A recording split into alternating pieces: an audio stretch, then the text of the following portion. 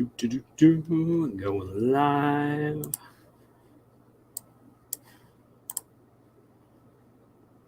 Are we live? Is the question.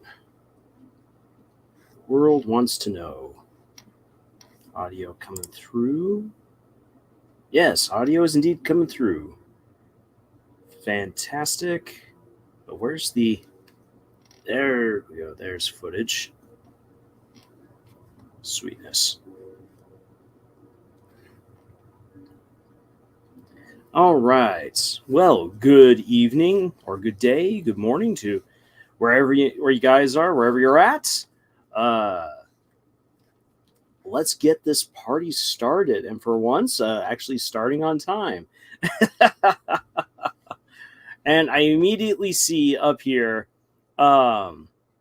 people prophesying that that N will die in the finale for Murder Drones. All thanks to the picture that we have of him fighting Absolute Solver. I still stand by what I said before. I think that N's going to outlive everyone. That was such a cool little image right there, and it's great to have confirmation that the fight is indeed being taken to space, and we're going to get to see N fight against Absolute Solver up against an entire planet with tentacle thingies. This is going to be great. Guys, Brayden will come back and save the day, right? Right? Maybe if Brayden's going to be an especially zombie drone. And right here we got Rubens. It's good to see you back here again, Rubens. Saying that Lars is secretly Liam Vickers. I am going to have to push back against that. I just listen to interviews with Liam, and I am not as lucky as Liam to have an entire television show. Hey, Camille. Howdy. Can you hear me okay? I can hear you just fine. Oh, perfect. Okay. I'm right now trying to see if I have my Skeletor picture on here so I can have my avatar up. So I'm not just a floating head in the void. And better than me where I'm just a little image off to the side. That's better than nothing. Yeah. That little showering gun thingy. Yes, the chat's come in. Hey, Camille's here. And Dry just wrote they finished the narrative from the last stream. Fantastic. Now, I love the fact that so many of you guys are actually taking on these writing challenges that I throw up and see, and that you actually even share them with us sometimes. That's awesome. We do love to see it. It's better than the homework turn-in rate that I had when I was a teacher. If I was still teaching, I would absolutely use this and hang this over my students' heads. Be all like guys, people, strangers on the internet do more homework than you. This is sad. I don't know how well that would actually motivate them, though. Yeah, shame them. Okay, I'm going to use a picture. I couldn't find my Skeletor, so we're going to use an old snap of Nate. All right. Ruben says, I completely gave up on rewriting the Farrapos book because no way I'm translating 465 pages of Imperial Portuguese to modern Portuguese. I mean, that's fair enough. That's fair enough. Translating is hard. I actually have an entire script that I need to translate over into German for an upcoming video, and I've just been kind of sitting on it for way too long because translating's hard. I feel that. Hey, Vesper Martian's here. Fantastic. Arts wrote, I did a fan fiction for Deltarune where dreams are more intense and realistic in the dark world. I like that. I love that. I love the idea, especially because there's only so much that that Toby Fox can actually do in Deltarune with the fact that it's a 16-bit game. there's only so much that he can actually do, so much that he can explore without the game just being already bigger than it is.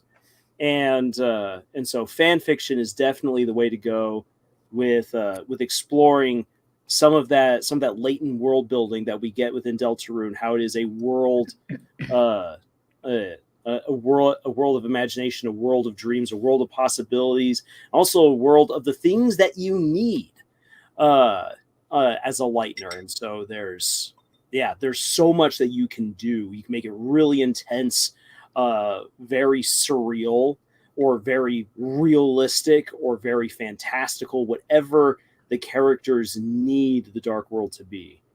So why I love the setting for Deltarune. ISO is busy. Hey, ISO, you got to take care of what you got to take care of. It's okay. We will still be here at least for a little while. Yeah. And so for Ruins, we did get to 10K. This is pretty awesome, and it's all thanks to you guys. And also already all of the odd comments now start coming in, like, well, this channel's now going to fall off.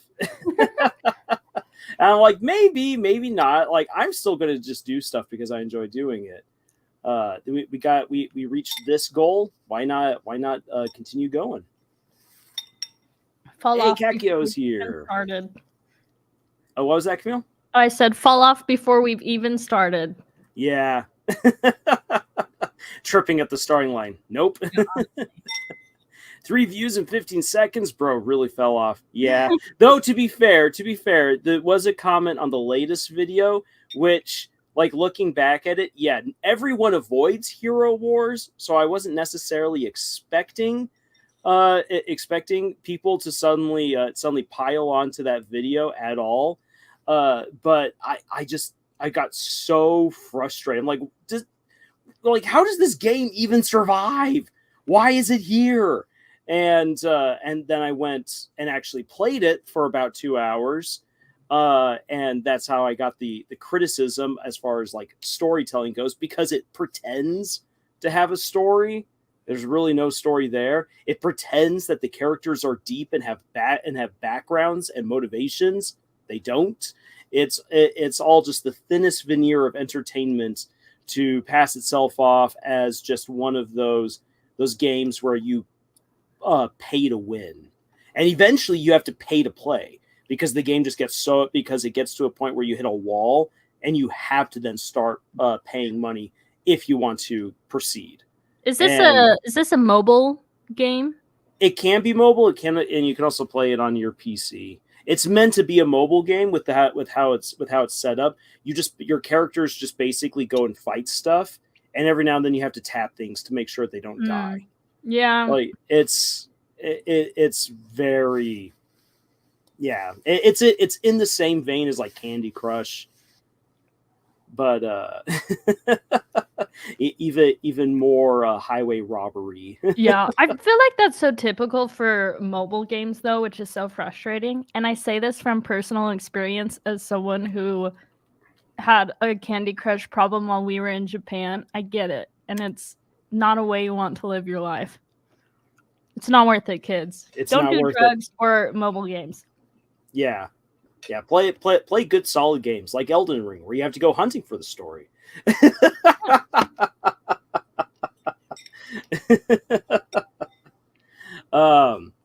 Let's see here. I keep getting notifications that there's a tornado coming. I'm like, but there's barely a cloud in the sky. Why am I getting warnings?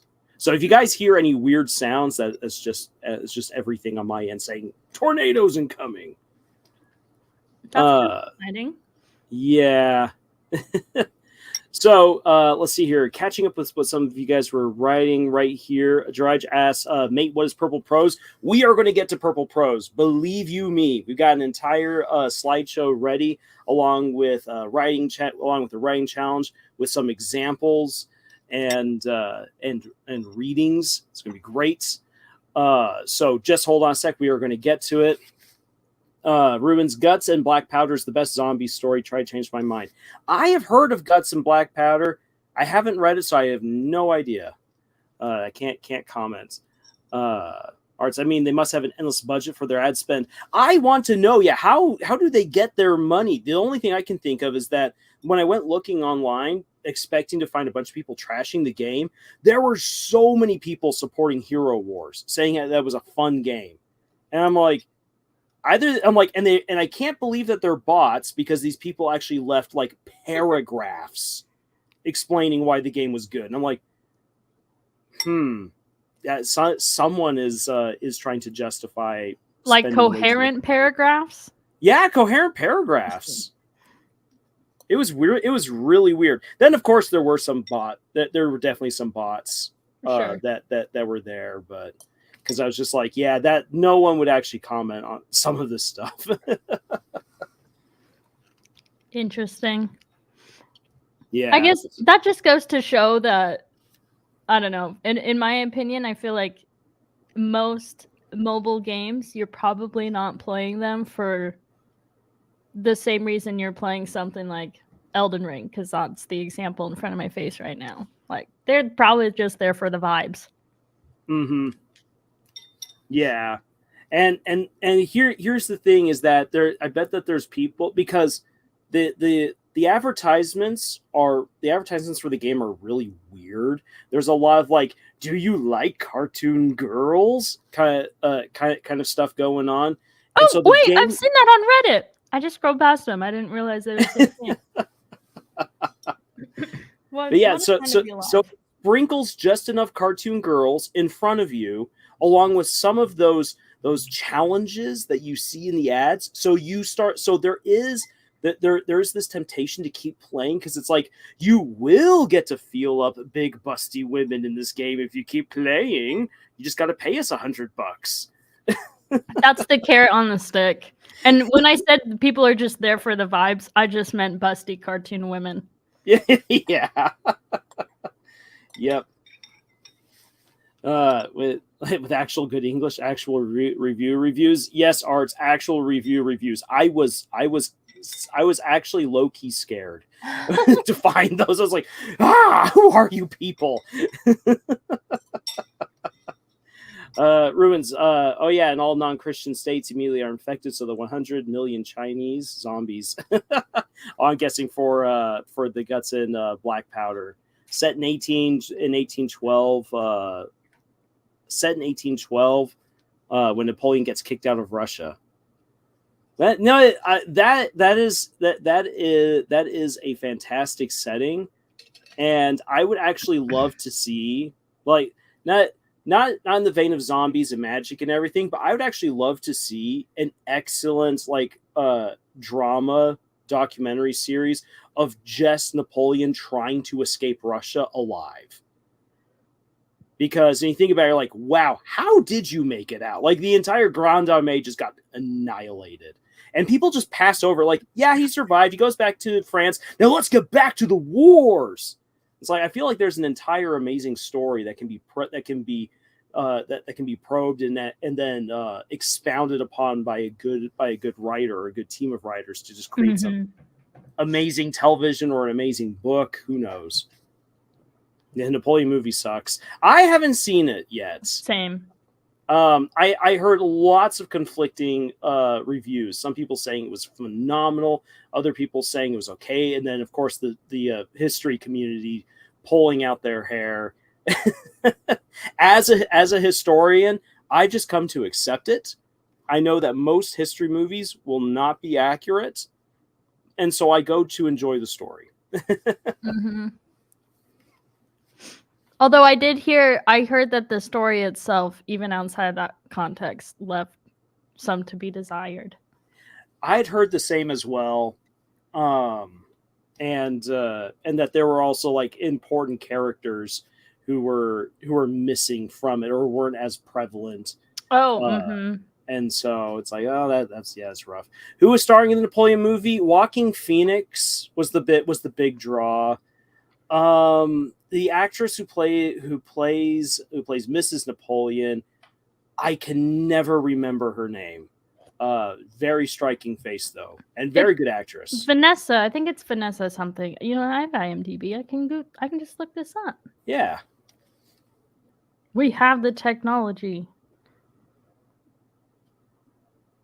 TV account says, "Do you know about the game Skullgirls? The lore and story is actually pretty interesting. I never heard of it." I have heard of that one, only very, very vaguely. Huh. Vanessa Kirby is the actress. Vanessa Kirby. It's a good name. It's very a very good name to go with a face that just like pops on out. And also Rupert Everett was the Duke of Wellington. Oh. So he did a lot of like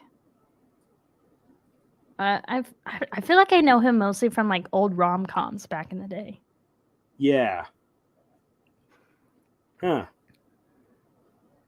Rubens, the Battle of Austerlitz. Yeah, don't worry. Unless I'm not going to blame anyone who doesn't know how to speak German for messing up a German name. In the Battle of Austerlitz, I forgot how to spell it. The movie literally shows Napoleon using cannons to shoot ice. Like no one would do that, but the Russians did fall in the river. Yes, it looked good for the movie. I just got just back for the vibes. It's for the vibes, yeah.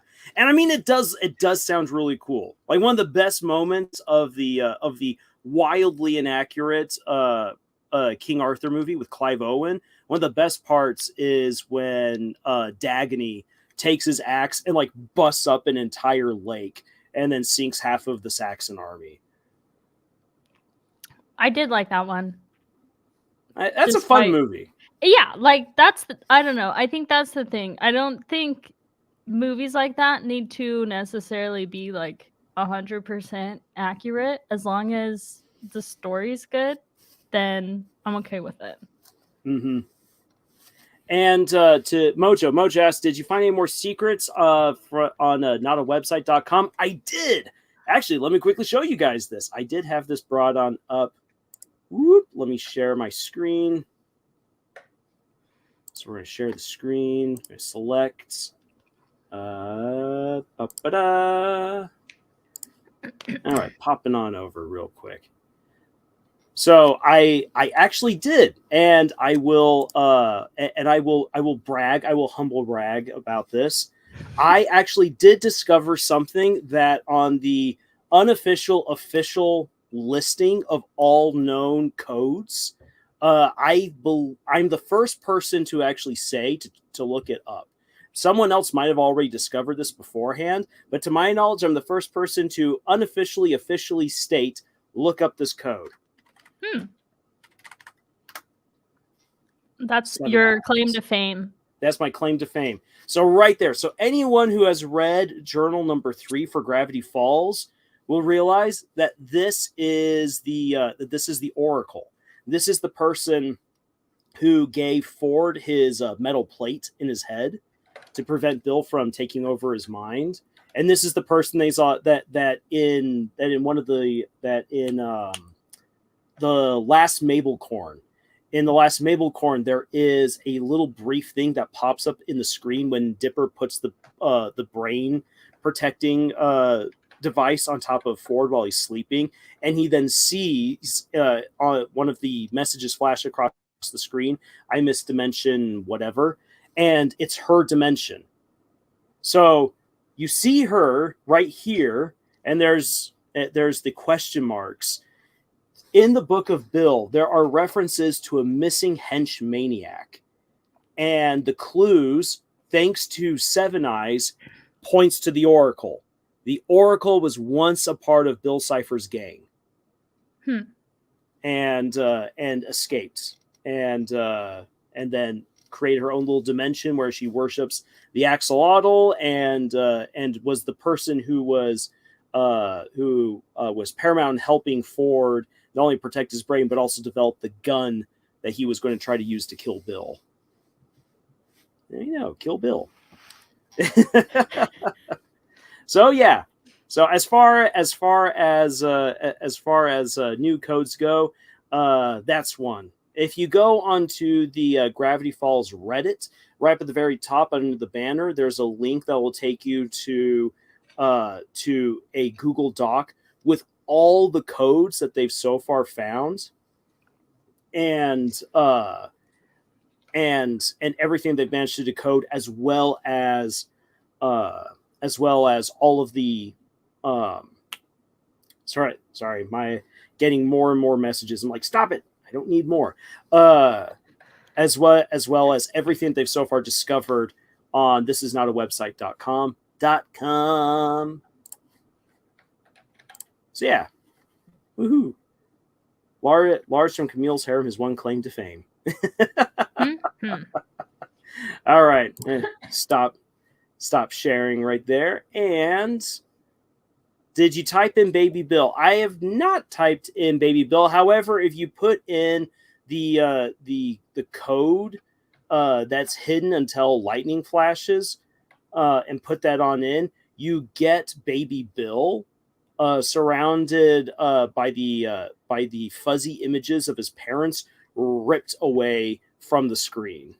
Oh, yeah. And you get a message that sounds like it could potentially be from his family, asking him why he's doing what he's doing. Yeah, why did you do it? So, yeah, all fun stuff right there.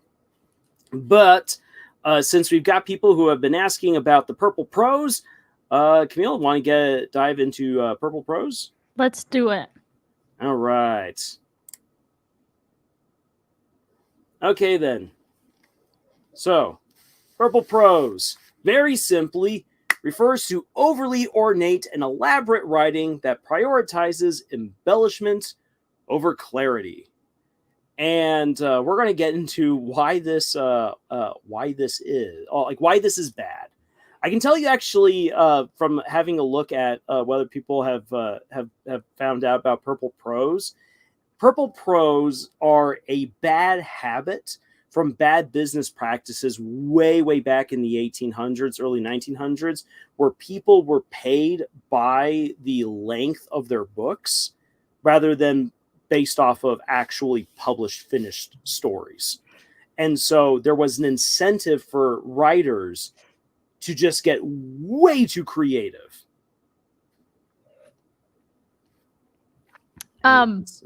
What now that you think about that, I think like is that like Count of Monte Cristo, Three Musketeers fall into that?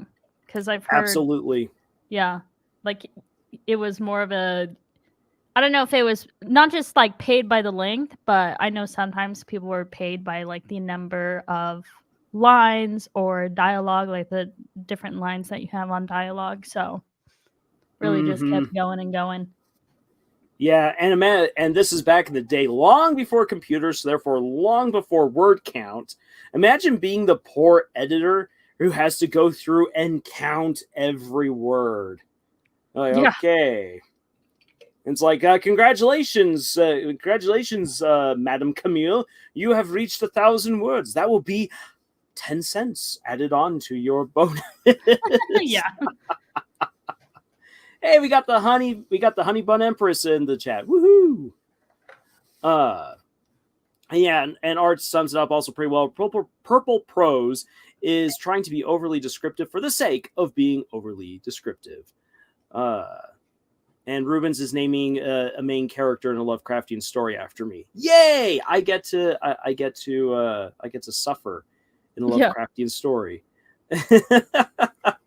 Now then, we got to ask ourselves this. Why is this really a problem? Because, and this is actually something that was brought up in jest. Yes, I get it. It was actually really funny to read from I'm Omega, the Purple Prose that they were writing for the last writing challenge. That was hilarious.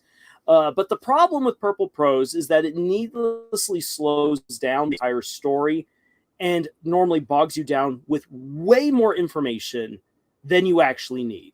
And it gets to the point where it becomes so tedious that you quickly lose plot, characters, even dialogue. What the heck is even going on?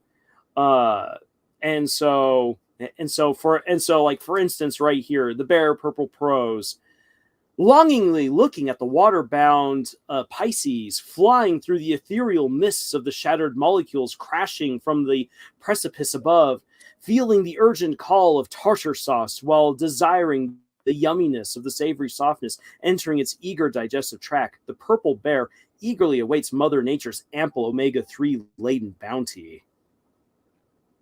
Did you? Wow. Okay.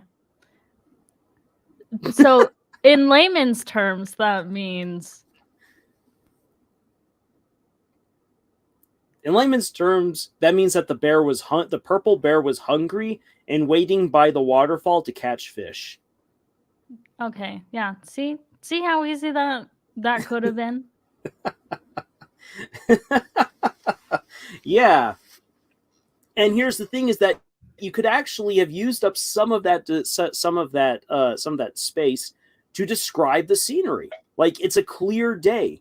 A clear day. The sun reflects beautifully off of the shimmering pool as the purple bear waits underneath the waterfall to catch the fish.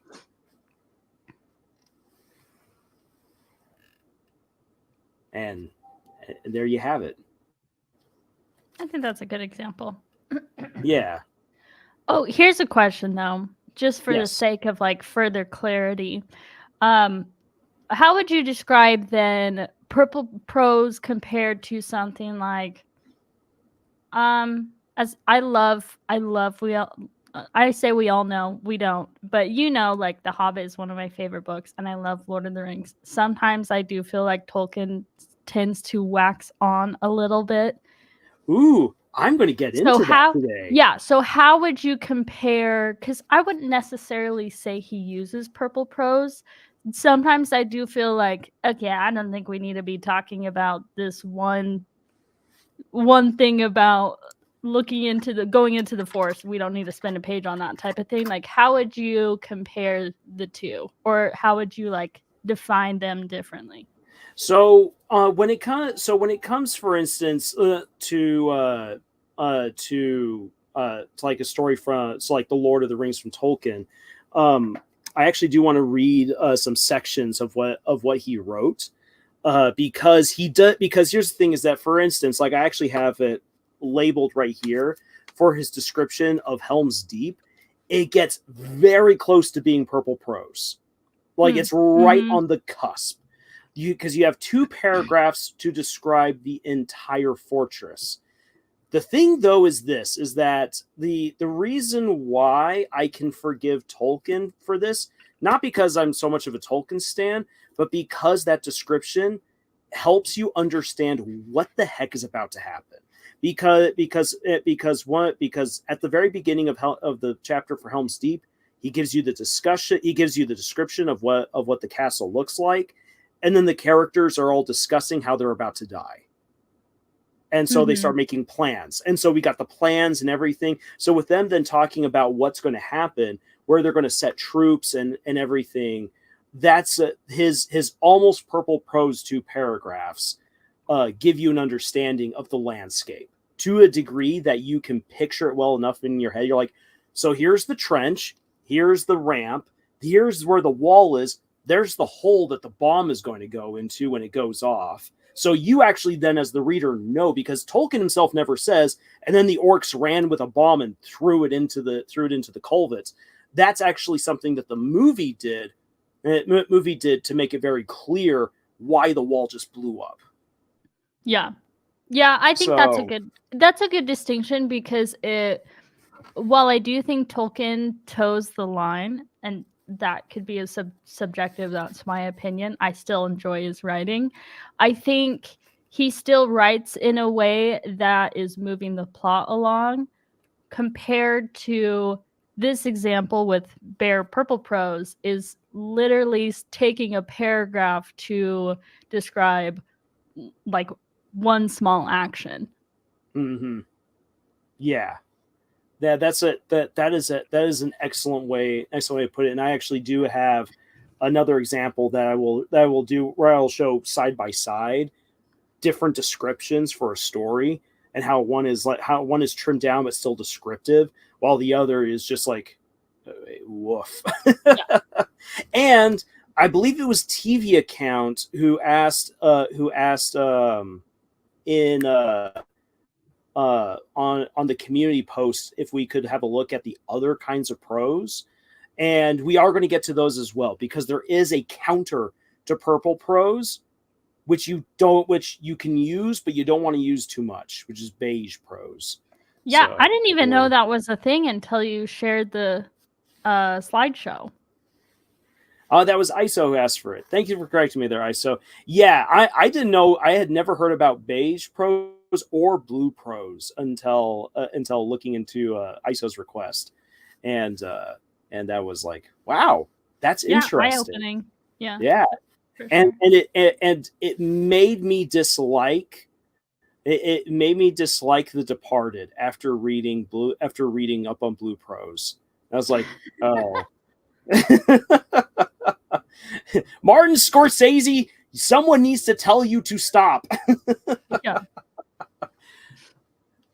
All right. Let's see here. Because Arts wanted to take a crack at the purple, at the Bear purple prose. Feeling the power of Purple Bear's past, the violet furred giant held its paw outward, longing for the taste of that epic honey. You know what? I would take that over this right here. And in all honesty, unless you know that you're looking for omega-3 laden bounty equals fish, why not make it? Why not make it honey? Also, you've given a little bit of context to why this bear is purple. It's hereditary. All right. Let's go on. Yeah, so we'll get to blue prose. Hold on to that. I mean, some of you are already probably going to go Google it, and that's totally fine. With what Camille was asking earlier, so purple prose versus descriptive writing. The purple prose are exhaustive descriptions of the environment, the people, the actions, taking one action, one sentence, just ballooning it way out of proportion. And here's the thing is that I also would argue that one of the reasons why a purple prose approach is wrong is because it robs the reader of a chance to let their imagination soar.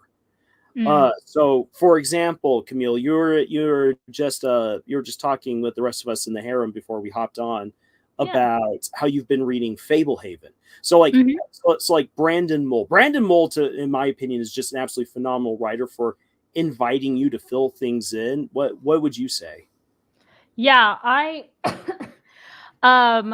agree, and I think this is for context. I first read Fablehaven either in middle school or high school, I don't remember, and I am now rereading it, so it's been quite a while. I don't remember 90% of what has happened, but I remember reading it for the first time and thinking, wow, Brandon Mole, like, he's really like straight to the point and doesn't really go too descriptive, but gives you enough to where you can fill in the gaps.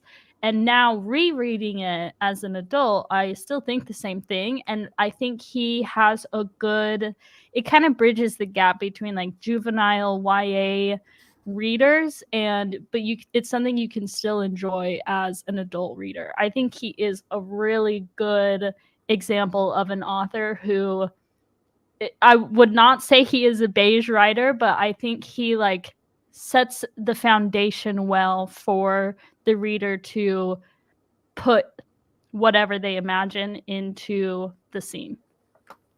Yeah, I agree. When I've read his Beyonders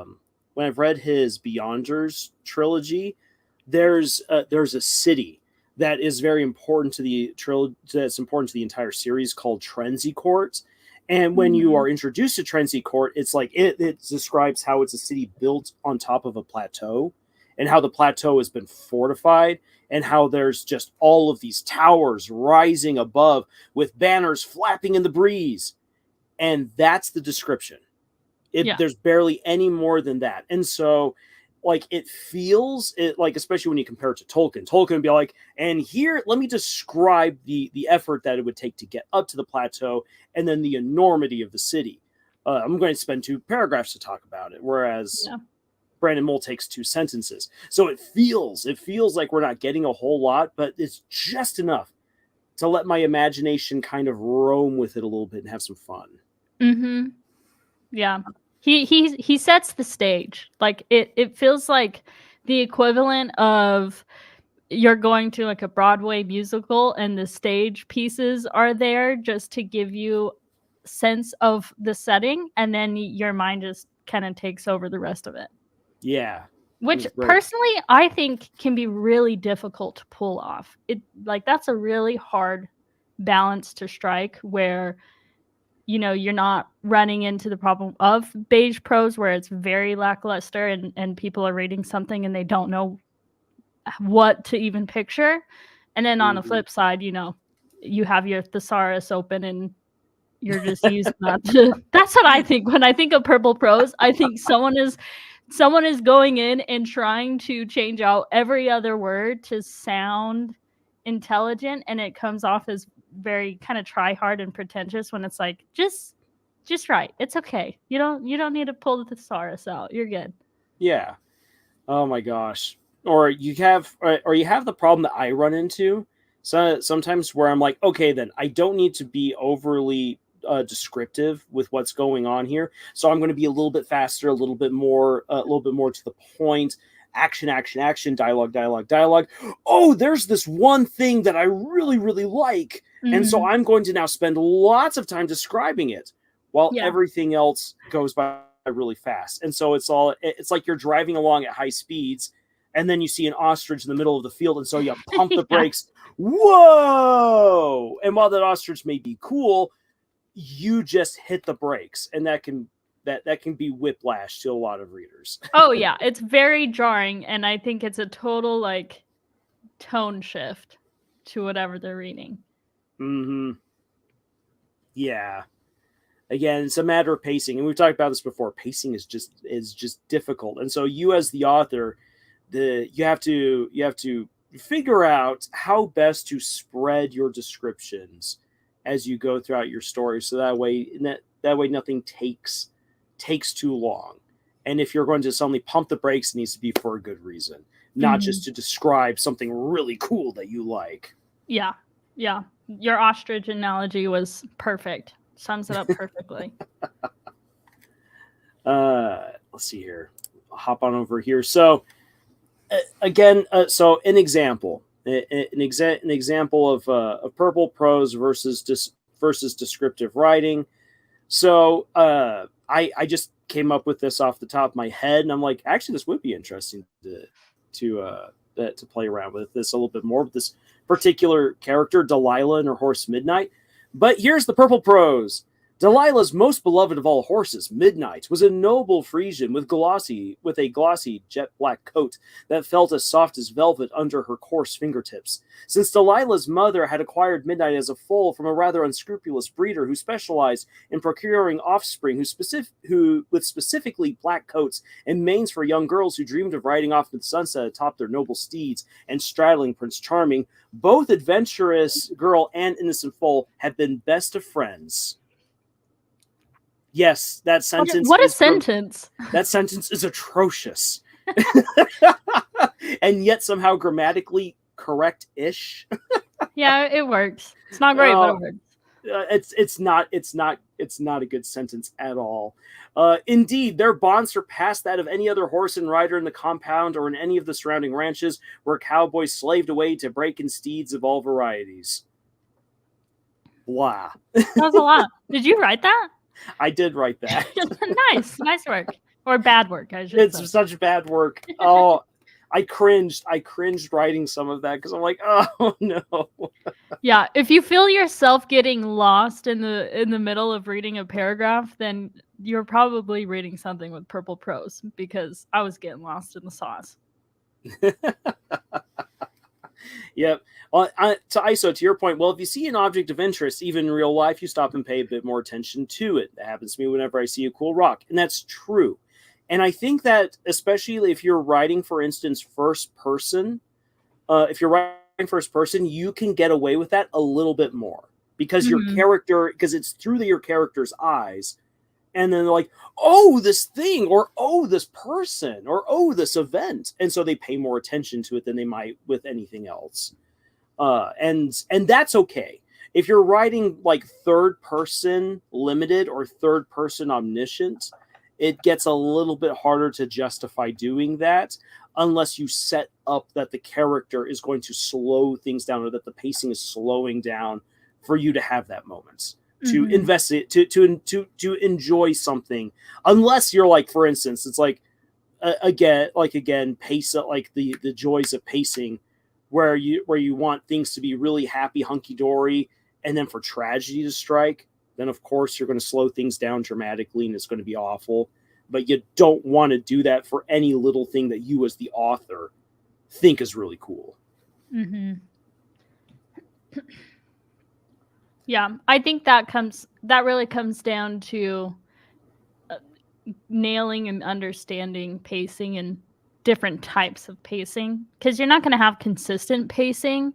And I do feel like the type of prose you use goes along with the type of pacing that you have in your story. So I think both things can be true. Like you said, you summed it up well.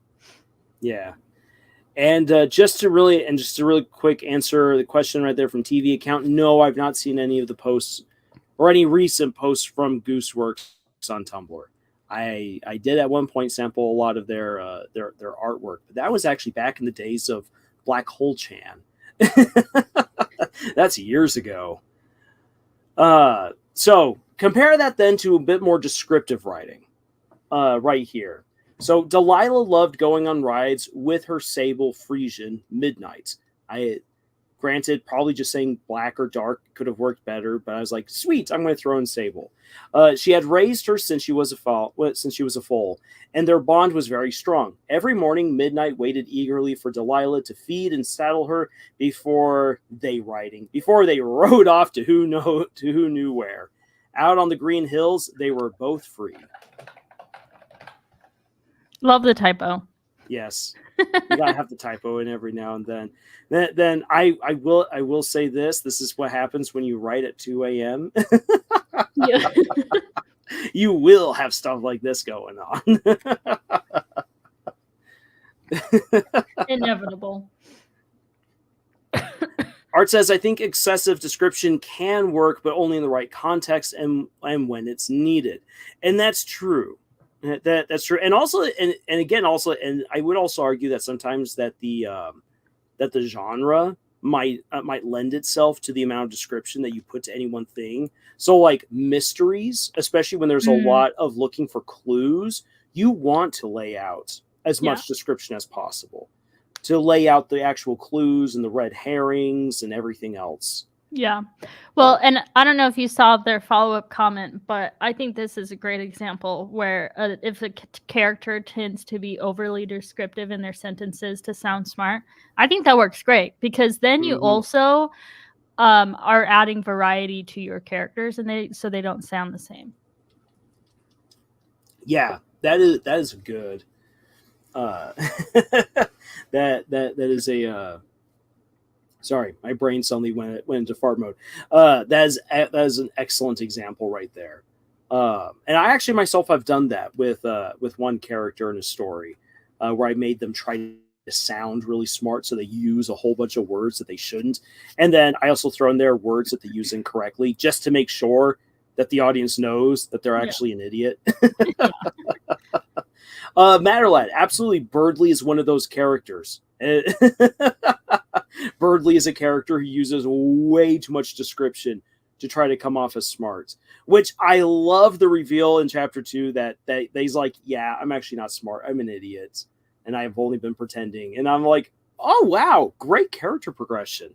So yeah, you can do, here's the thing, purple prose in and of themselves are not actually a bad thing. It's about knowing when you're doing it and how to use it, because sometimes you do need that really good intense description.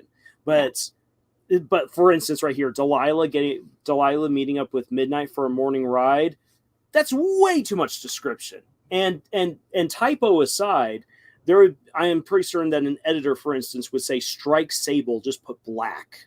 That way people know it's a black horse. Okay. Trying too hard. Yeah, trying too hard. All right. So, getting to it with Lord of the Rings, because again, it is a criticism that is lobbed at Tolkien, and even though I love the works of J.R.R. Tolkien, like we got to kind of be honest and actually have a look at the stuff that he wrote. So I have two examples that I'm going to quickly read from Tolkien's work and see if I can get some good ASMR. Maybe not, because I got my... That was delightful. That was delightful. Yeah, I got my old book right here, my old trilogy that are like literally falling apart. The pages that you see in that image right there of Gandalf going through, that's what my copy of The Return of the King looks like. Well loved. Well loved, well read. So here's the description for Helm's Deep. So the host turned. So this is in the middle of the second book, The Two Towers. The host turned away now from the road to the fords of Isen and bent their course southward. Night fell, and they still rode on. The hills drew near, but the tall peaks of Threhinner, I probably absolutely butchered that, but who cares? We're already dim against the darkening sky. Still some miles away on the far side of the Westfold Vale lay a green combe, a great bay in the mountains, out of which a gorge opened in the hills. Men of that land called it Helm's Deep, after a hero of old wars who had made his refuge there. Ever steeper and narrower, it wound inward from the north under the shadow of the Thinir, till the crow-haunted cliffs rose like mighty towers on either side, shutting out the lights. Now then, that's the first paragraph to help describe Helm's Deep. From there, it's all going to be talking about the actual castle.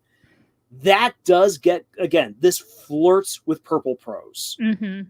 So, like, for instance, still some miles away on the far side of the Westfold Vale lay a green combe, a great bay in the mountains, out of which a gorge opened in the hills.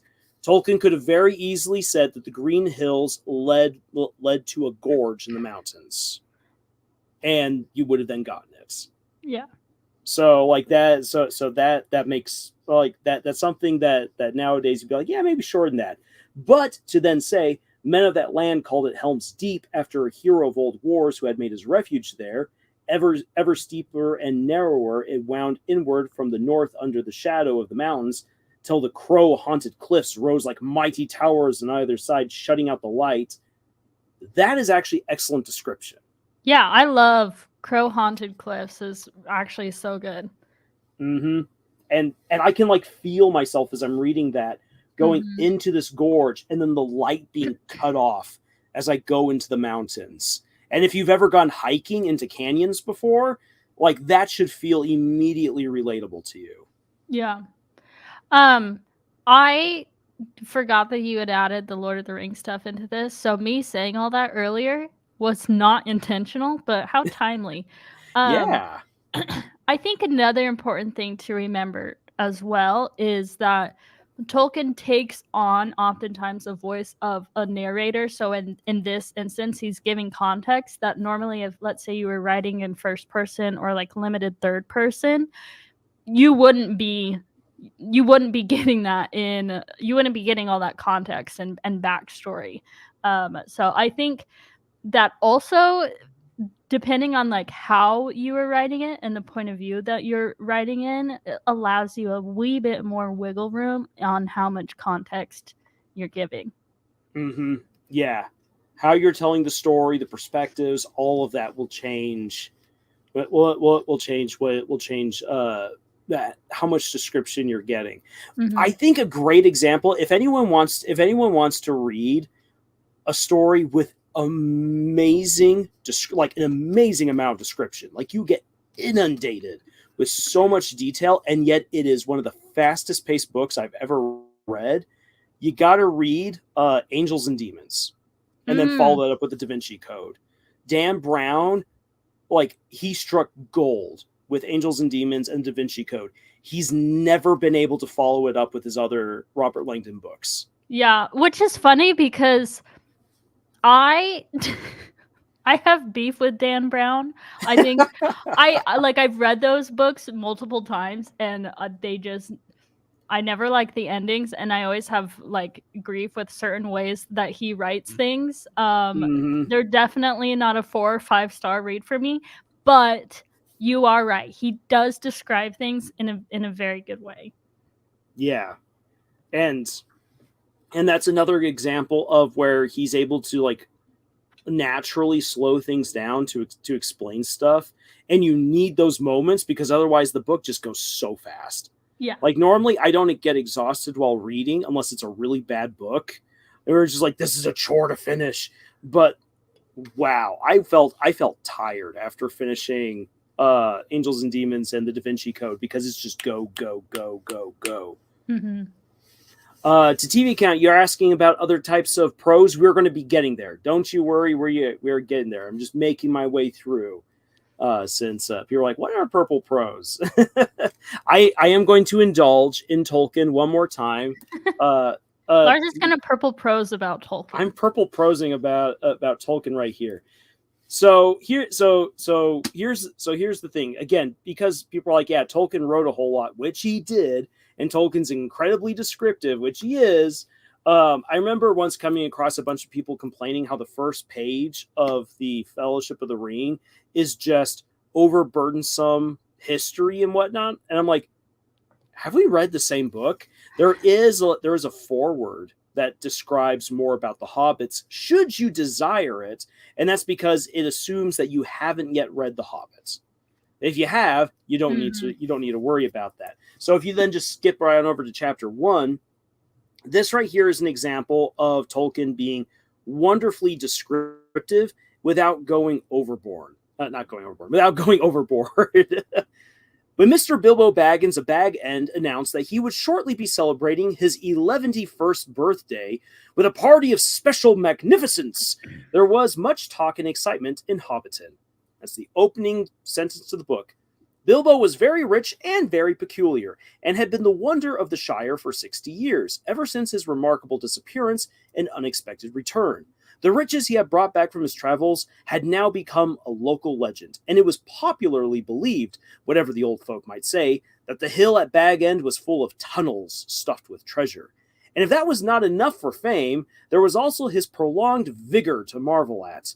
Time wore on, but it seemed to have little effect on Mr. Baggins. At 90, he looked much the same as at 50. At 99, they began to call him well-preserved, but unchanged might have been nearer the mark. There were some that shook their heads and thought that this was too much of a good thing. It seemed unfair that anyone should possess, apparently, perpetual youth as well as, reputedly, inexhaustible wealth. It will have to be paid for, they said. It isn't natural, and trouble will come of it.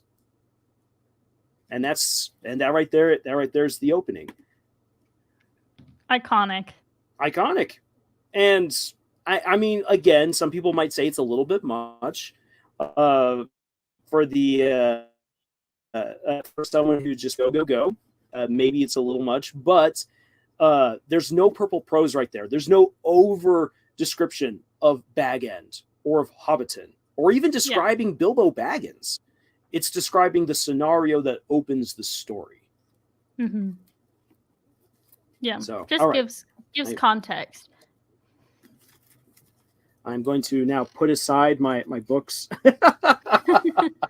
We will move on. His tomes. So finding the right words. Ultimately, something that's going to really help you out. Like if you want to be really descriptive, and a lot of us at one point or another will go purple prose. Yeah. It happens to all of us. We will at some point be purple prosy. So if you want to get out of that rut, the best thing to do is to find the words that allow you to best describe what's going on. And in some cases, maybe you just want to treat your first draft as basically creating the scaffolding. then so-and-so did this, then so-and-so said that, and then they went here, and then so-and-so kissed, or so-and-so died. And it's just bam, bam, bam, bam, bam. And then in your subsequent drafts, you then start adding on the flesh and the color, and there you find out what you really need to say, so that way it flows. The first draft is where you can make all the mistakes you want. Mm-hmm. You just got to get the action out there. And then you can then start worrying more about the descriptions in subsequent drafts. Don't beat your brains out in the first draft. It seems more like an outline to me. In some cases, sometimes your first draft might end up reading a little bit more like an outline in certain chapters. Other chapters will be wildly in depth. Yeah, I have one first draft on something where I have an entire scene of just a parentheses of, okay, I know this is supposed to happen, but I don't know how to describe it yet. Come back later. And sometimes that's just how it is. Yep, that's the way it goes. And that's okay. So long as you're not like me. I did the exact same thing once, Camille. And then like in the 5th draft, I saw that I still had those parentheses there. I was like, what was that scene again?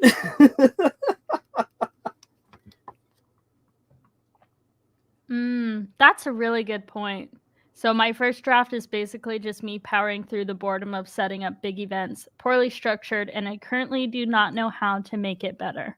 That's a very valid issue that I think novice writers run into. Mm-hmm. And so if you find yourself in a situation where like you've got a scene or a chapter that you have in your rough draft that you're like, I actually like, here it is. This is what I want to do, but I don't know how to make it better. That's where writing groups come in handy, because then you can take the time to with other people pick over those moments and get feedback. Where people say, this is what I picture this to be as, or I don't understand this character. I like what's going on here, but I'm not exactly sure what's happening in this part of the chapter. And getting that feedback then allows you then to see things from a different perspective. Mm-hmm. So that way you can overcome that block. Yeah, getting an outsider look at it, I think it kind of helps, because sometimes, especially because we're so close to our own stories, it can be hard to see the forest through the trees. And that goes for a lot of things when it comes to writing. Yeah, absolutely. So here, sometimes finding the words is hard, especially when writing for certain characters, because they got to try and think of what words they'd use. I think Toby said it was hard to write for Susie in that regard. That's absolutely true. And that's something that I have struggled with, where I make too many of my characters sound like me. Yeah. And not as they should sound. And that's hard. That will always be a struggle. Yep. That actually makes me think of, I use Fablehaven as an example because that's all I've been reading the last couple weeks. Like if you think about Seth, for example, he writes and sounds like an 11, 12-year-old boy in the first few books, because that's how old he is. But that really, I think that goes hand in hand with making sure that your characters all sound unique and sound like themselves, but it also can be a struggle when you're trying to really get into the head of a character, and sometimes you can get lost because it's like, I know what I would say, but your characters aren't you. They're technically a piece of you because you put your heart and soul into it, but it can be a hard stumbling block to push past that and really get into their head without being too purpley prosy about it. Yeah. And then again, like finding that word use, or even sometimes sentence structure. Let's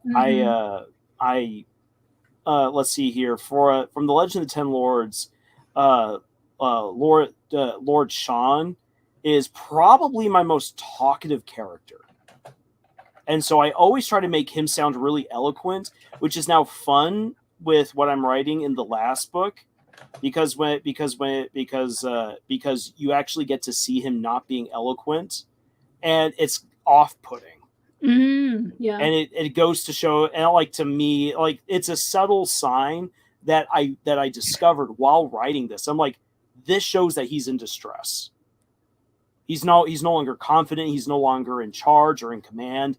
He's beaten, and this is what a man like him would look like. Because when someone's beaten, they're not going to be all like, "Purpley prose, oh my!" Like, that's being melodramatic. When someone's beaten, they're like, "Oh crap!" Yeah. Oh no! What do I say? What do I do? Yeah, I think I don't know. Just reading through these comments and Art's comment about like figuring out what your characters would say and like how they would describe things. Looking through the comments, I'm like, man, that's actually like a pretty common issue that writers have to deal with. I feel like we could, in the future, like maybe set up, if we want to do like a writing challenge or a writing exercise, to I can pull some research, like see like what would be a good way we can go about like working on that and tackling that, because it is something that it can make or break a story, in my opinion. Yes, I agree, and that would be a lot of fun. That's something, again, like, I know I can work on that. So same. that would be really, really good to do. I like that idea. Thank you, Arts, and thank you, Camille. We'll make that happen. And here's and I'll quickly just emphasize this point right here before moving on. Like, even if you're someone like me who's trying to meet writing deadlines, please take your time to find the right words, because it's so easy to just get stuck in a rut and you continue using the same word again and again and again, or as you said, open up the thesaurus and be like, that word sounds cool. Yeah. Take your time. Like, if you're going to get fun with the words, make sure that the words actually work in that particular scenario. Because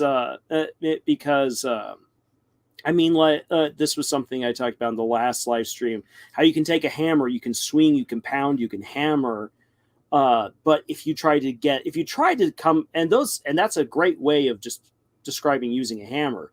But if you try to get overly descriptive with how someone uses a hammer or use a word, they're like, "Ooh, this is cool," you might end up using something archaic that no one uses anymore. Yeah. So, which is just, very jarring. Yep. And I think on that, like, your readers will clock that if they come across a weird word or a weird like paragraph or phrasing or whatever, they know, we know. We can tell. I'll give an example of that. So when reading the second arc in the Wings of Fire series, I believe it's book number 9 in the series.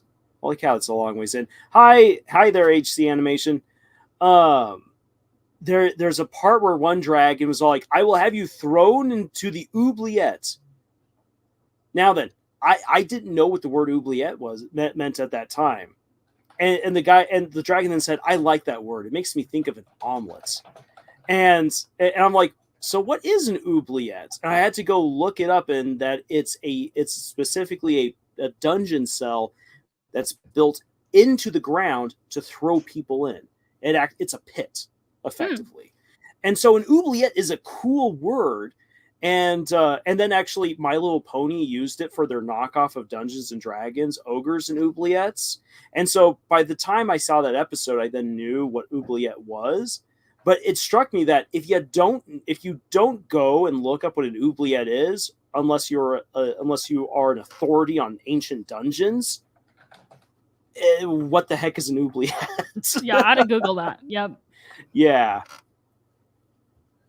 Yeah, 'tis French. Yeah. So again, like, it's a cool word, but like, if I, as an adult reading a kid's book, doesn't know what an oubliette is, I guarantee that 99% of the kids reading that book have no idea what they just read. Ooh, we got a comment here from Nate. A line from my favorite historical documentary. You keep using that word. I don't think it means what you think it means. That's my favorite documentary. Yes, that is the best documentary. And that is an amazing bit of advice. Yeah, why don't keep using the word if you don't know what it means. Or make sure that you're double checking. I have made that mistake. I also have made that mistake where I mix this is embarrassing, but I'll share it. I mixed up catchphrase with moniker. A moniker is a name that a person has. It's not a catchphrase. So tis not. Yeah. So again, take your time to know your words. Like, it's great to be descriptive. Take your time to know what you're actually writing. And I think that will also help you realize if you're being too purple prosy. You're like, oh, you take your time to like, do I really need to describe every single detail? I do not. Yeah. Moving on. Yep. Moja's asking, we're ready to move on to merge drones. We will talk about merge drones once we've wrapped this up. Because I think sorry, side note. I think I might hop off when you do get to murder drones because I have absolutely nothing to add to that conversation. I've never seen it, so no worries.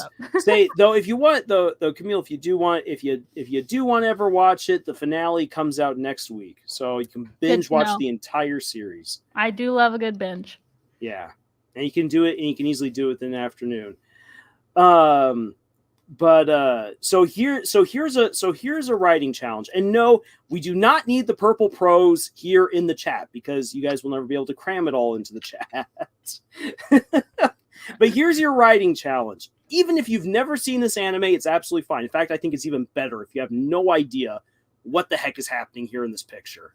What I want you to do is this. I want you to write a descriptive little paragraph to explain this image that you should see right before you of a girl shattering the door in the wall with antlers. And again, be succinct. So that means be direct to the point. Be though descriptive with it, and then try writing a purple prose addition to what you see here in this picture. And I guarantee that the purple prose is going to be hilarious, but it's probably absolutely going to derail. Probably. That's okay. Yeah, it's probably going to absolutely derail everything. What's purple prose without a little good derailment? Yeah. So while people might right now be writing this, that Camille, I'm not going to show what I shared with you guys. Okay. The other day of that. Oh yeah. of that book, I actually went and looked up the book. It's even weirder than that blurb that they shared with everyone. But so the reason why I'm not sharing this with everyone right here is because there are younger people who watch us, and we don't need sexually explicit purple prose here on the screen for people. But I was looking up examples of purple prose that I might want to use for this particular live stream, and when I went looking, I found this one that someone just posted and said this was super awkward to read. I read it and didn't realize it was a sex scene until way later on. I was like, oh. And so when I shared it then with everyone else in the harem, Scott jumped to Lovecraft. I mean, that's what it reads like, to be fair. It was so bad. I think if you had... now I look back on it, you should have just put it in the chat with no context and been like, okay, what is this describing? Because I guarantee I would not have known. You know what? I should have done that. I will see about doing that to someone else later, and asking them like, okay, then like, for science, please, for science. Yeah. Are you able to understand? Do you understand what's happening here in this little blurb? Yes. Uh, Good. and so the yeah, and I again that's actually what really proved to me just how derailing purple prose could be. Mm-hmm. Because I mean the scene already, like the more that you understand it, the worse it gets. But it should have been, I think, like a really shocking moment within the story to like make the reader be like, oh my gosh, no, that poor young man, what the heck is going on with him? Instead, you're just all like, is this young man being murdered in his car by a bunch of monsters? Right. Right. It really, like, purple prose is, and that the writing you sent us in general is the epitome of you have lost the plot if you don't know what you're even reading. Yeah, and that's actually a rather recent story. Not like I thought it was from the 1970s or so, or I thought it might have been like from a very recent, like awful fan fiction. It was a popular book out of the 1990s. Yeah, I knew it was a movie. I didn't know that the movie was an adaptation. So I think it's come out in like the last 20 years or so, like maybe. Yeah. Hannah accidentally wrote death. I'm wondering why you wrote death as well. Yeah, great tell. Says your TV account's going to put the response into the Discord. That would be fantastic, especially for the purple prose. I think that would just be hilarious. Yeah. Hey, and Dan S is here. Great to see you here, Dan. So Arts wrote, the girl with the antlers stood in contemplation as the structure she stood was falling down around here in tandem as bits of rock and debris swirled around here in a dance of chaotic destruction. that right there, it could be the beginning of a great purple prose. I'd say personally, I would say that the deer girl. If I were just to describe this, say this descriptively, I'd say that a random deer girl or a random deer posing as a human tried walking into a room. Her antlers must have been made of titanium, and her neck muscles must have been stronger than mountains, because the wall and doors shattered upon impact with her as she walked through. And there you go. There's a description. I've given you a little bit of action. Camille, if you haven't actually seen this clip, I recommend watching it because this clip is purple prose incarnate. Oh. It lasts forever to show every bit of damage she deals to the children by shattering the wall and the door as she just like massacres the front row. Oh, that's anime for you. Like, so it's just like, what the heck am I watching? A thought occurs: is she a Wendigo? That would be a first. I don't know if the Japanese have actually ever done anything with a Wendigo before. No, she's supposed to be a human embodiment of a very spoiled deer, because as we can attest to, having been to Japan, deer are spoiled. very. At least the Nara deer are.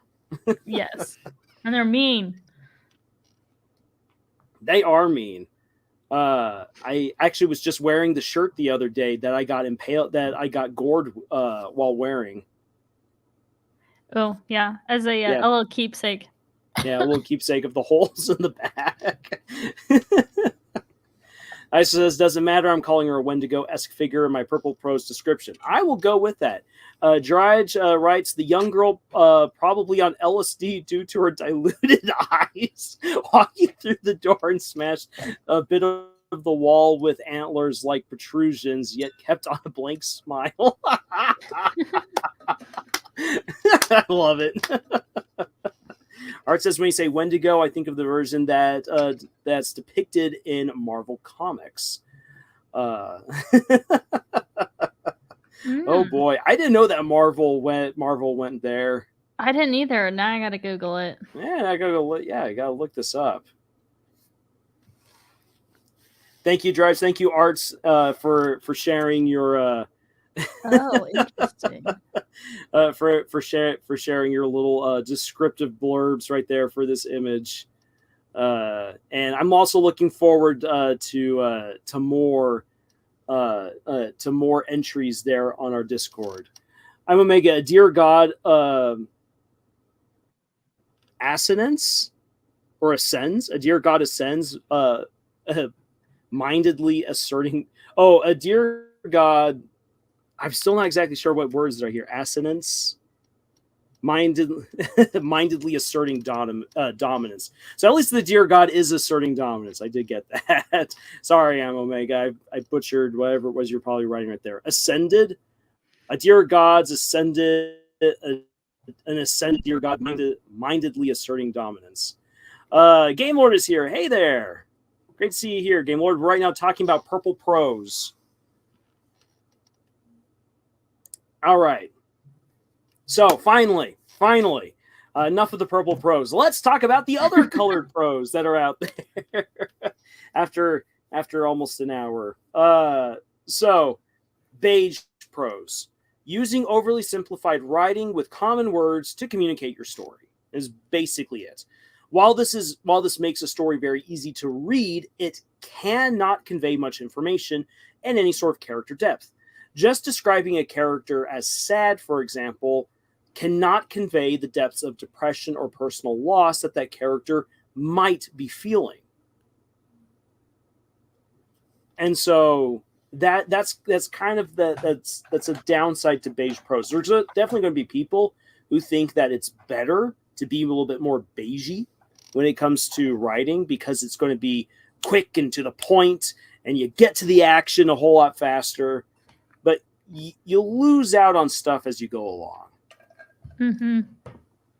And then we have blue prose. Blue prose, and I did not know this until recently while doing research into purple prose. Same. And I saw asking like, hey, what about the other colors? So blue prose, this is when you incorporate the raw, more unsettling, quote unquote, real language into your story. And I do put real into quotes right there because sometimes I have to ask just how real some language is used. Like, I've been around a lot of people with potty mouths and curse like a sailor and whatnot, but even sometimes while listening to while reading something in a book or listening to something on television or in a movie, and I'm like, I don't know anyone who talks this way. And I've been around some people. So where does this come from? You're being vulgar for the sake of being vulgar. Which that's not what blue prose is necessarily supposed to be. It's supposed to be how characters use cursing, how they talk about violence, how violence is depicted, the language used to describe sexual encounters.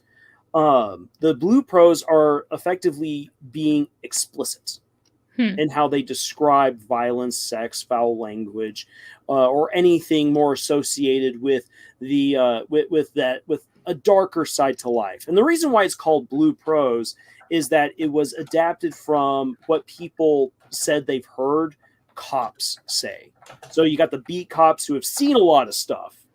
And so the idea is that, this is the language that a beat cop encounters. And when beat cops get together on Sunday afternoons to drink beer and enjoy a barbecue, this is the language that they're actually using. And I don't know how accurate that would be. I actually know a fair amount of cops, and I haven't heard any of them be quite that explicit. They can be very colorful, but not in the sense that sometimes the blue prose tends to take us. I think it also is important to keep in mind different areas,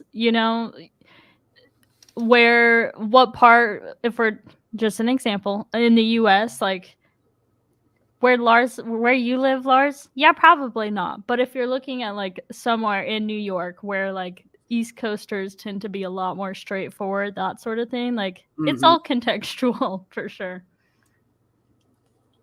Oh, definitely. Yeah. People on the East Coast speak differently than people on the West Coast. I actually, I had someone recently, relatively recently from the East Coast, be like, "So are you from California?" I'm like, "No, I'm from Arizona." I'm like, "That's not that the next door neighbors." But he's like, oh, "Okay," because like the way that you speak just sounds like you hang out in San Diego or something. And I'm like, when have you hung out with people from San Diego? And also, they will speak slightly different over there. Yeah.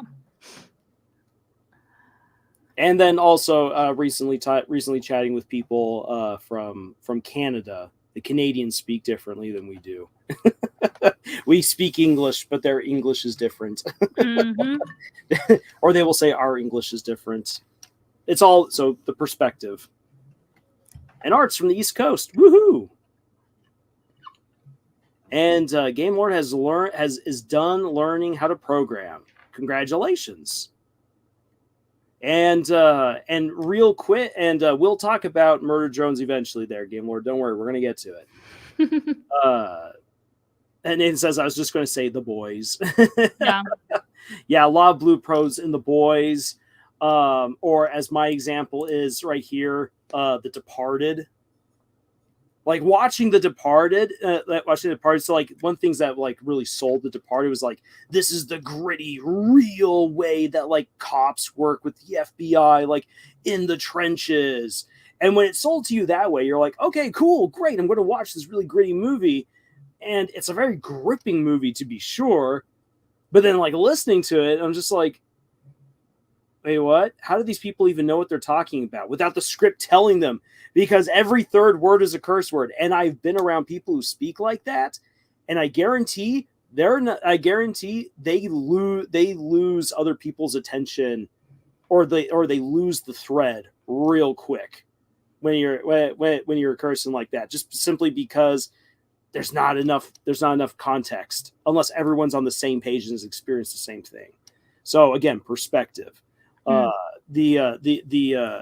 Without the plot telling you what you should be focusing on in some of the scenes from The Departed, some of the scenes are downright unintelligible when you just focus on the language, because it became way too blue prose. It's like the purple prose to blue prose. Yeah, it was way too much. It's the indigo prose. The indigo prose. Don't go full indigo prose. So someone once guessed I was either Alaskan or Montanan just because I don't use slang terms. Very interesting right there. He's inebriated with his own verbosity. I love that. That's a great quote. So Beige prose. Yes, I know that this is absolutely oversimplifying it, but effectively Beige prose. Here spot, come here spot. The pictures are doing more descripting than the actual words. Yeah. Right here. And you definitely don't want to get to that point unless you're writing for kids. Like if you're writing for young kids, that's actually what you want to aim for. Beige prose are perfect for young kids. But as you start writing for older audiences, you need to step away from that. Yeah. Very different context. George asking, who's that guy typing it in chat on behalf of Lars and Camille? That's very likely Scott. I was just gonna type that. I think Scott is in. Scott's there in the chat. I thought it was Lars. I thought it was you at first when you first sent the very first message, but then they kept talking. And I was like, "There's no way." Yeah. Oh, hi, Scott. It is Scott. Yes, it's great to have you here, Scott. Let's see here. Nathan, cursing can be used to show intensity or emotion, but overusing it makes it feel very unintelligent.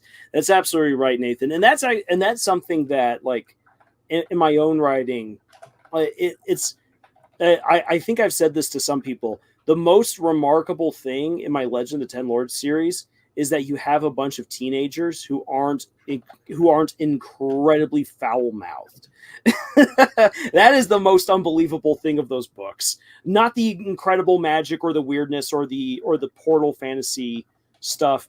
It's the lack of cursing from some of the characters. And it's definitely an aspect of how like I myself have grown as an author, becoming more comfortable with what kind of profanity I would want to use and what kind of characters would use it and how. And that's like something to learn. Like Nathan is absolutely correct. Profanity can be used to help to help convey feeling or to convey intensity. And it can also help to convey personality. But there are some stories where I've read just such incessant amount of profanity. I'm like, I don't know what's happening anymore. I actually don't, because I am lost. You've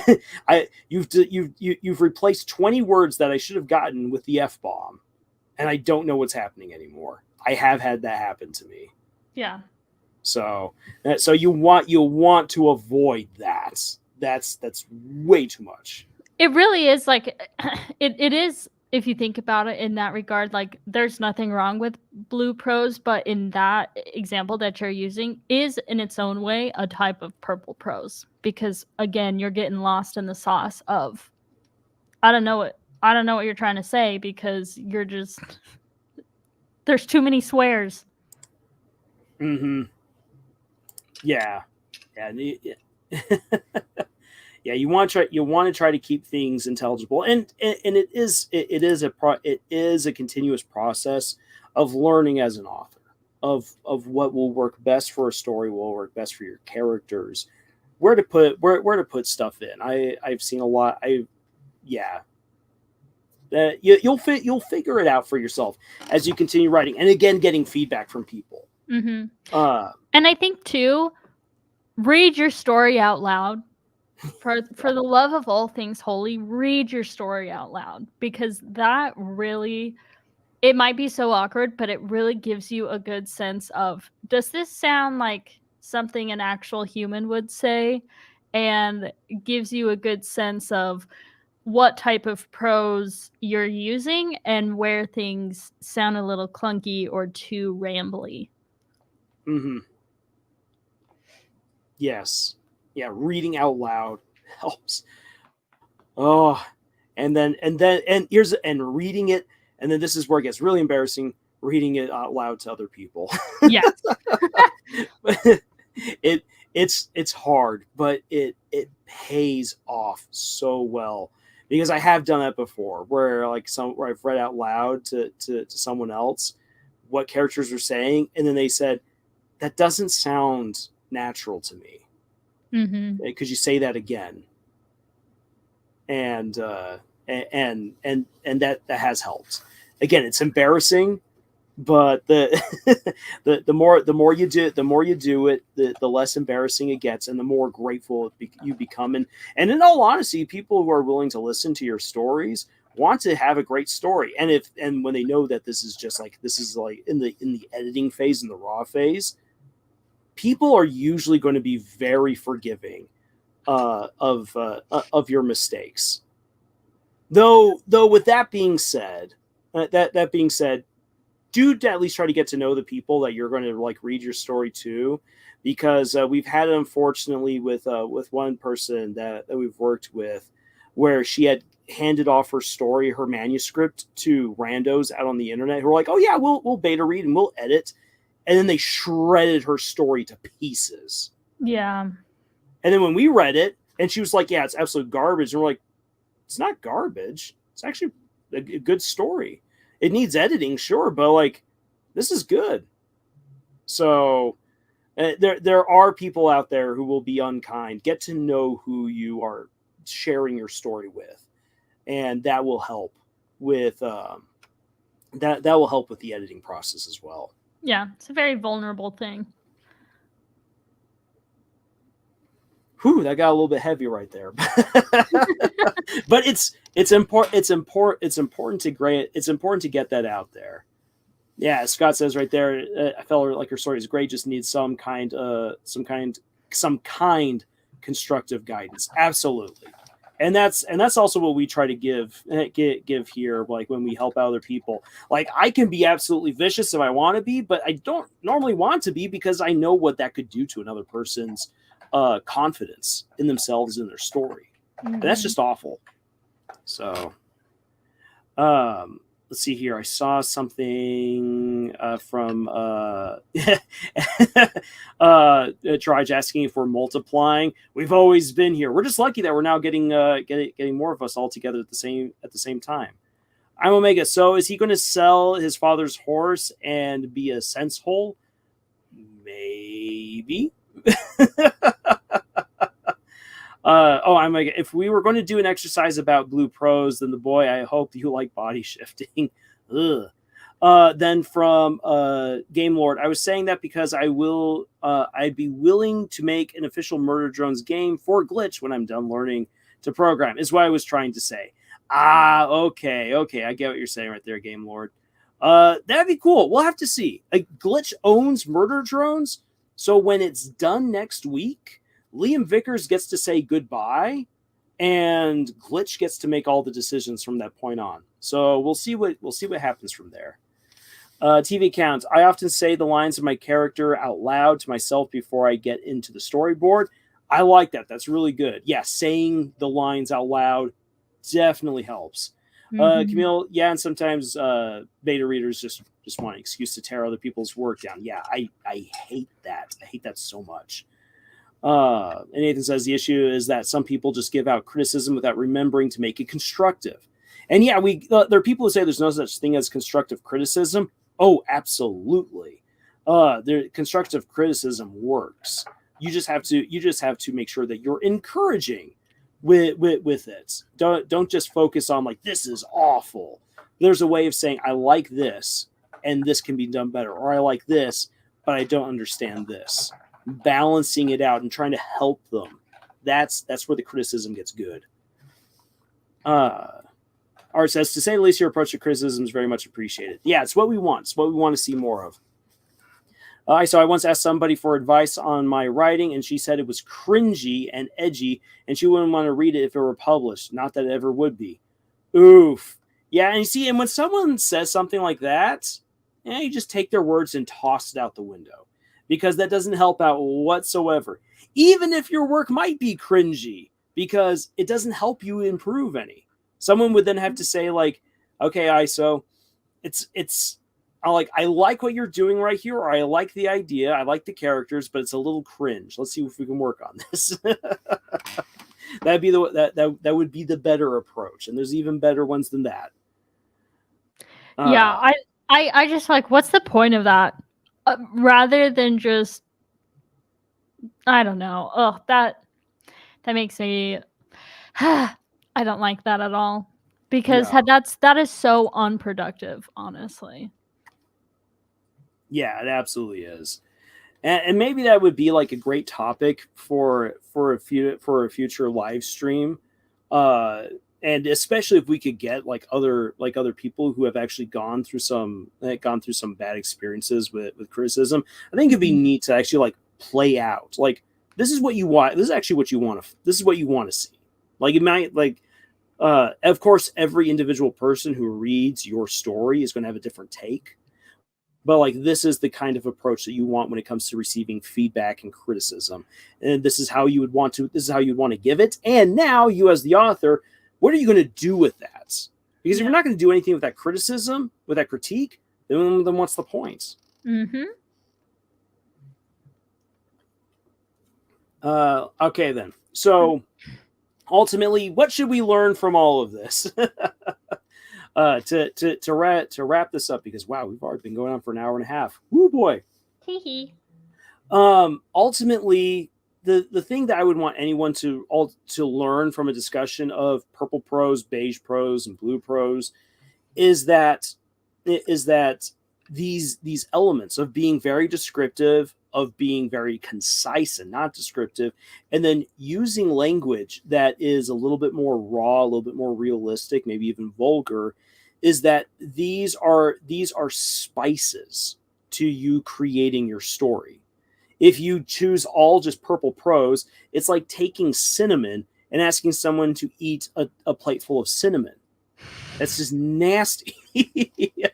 They will never be able to do it. But cinnamon in pinches with the right other kinds of foods or spices is beautiful. Cilantro. While cilantro can be overpowering in large quantities, just a nice pinch of cilantro here and there with some very strong meats and some other spices is just delish. And so that's ultimately what it is. Finding the right balance of these different approaches for telling your story is like cooking. You want to make a delicious dish and not just throw one singular spice at someone. Yeah. What a beautiful analogy. Thank you, Lars. Yeah, I cannot take a complete credit because I know that Brandon Sanderson years ago brought it up. All hail our overlord, the true overlord. The true overlord, Brandon Sanderson senpai. Sandra Buns Brander Batch. Yeah, some good old Brando Sando.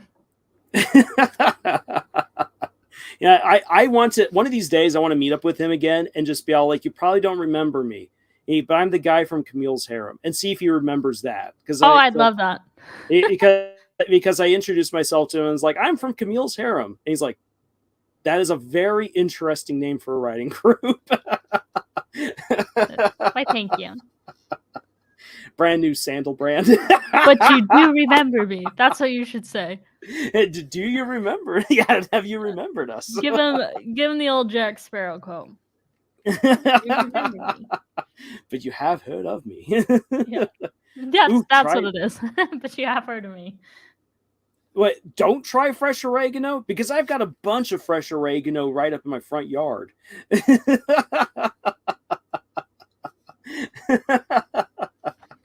Actually, it's a prolific weed. Here's the thing. Delicious spices are usually weeds. Mint is a weed, and you can't convince me otherwise. It's very invasive. I know because I have an entire section of my backyard overgrown with mint.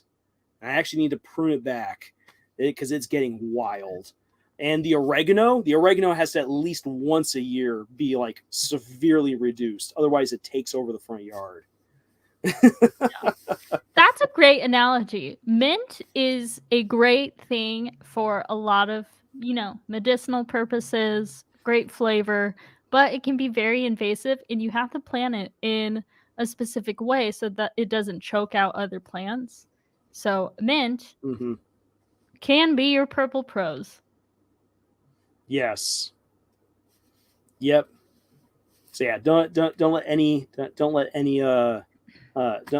one element become a weed within your story. I'm Omega. Thanks for being honest, and that's absolutely fine if you're right now also watching another stream.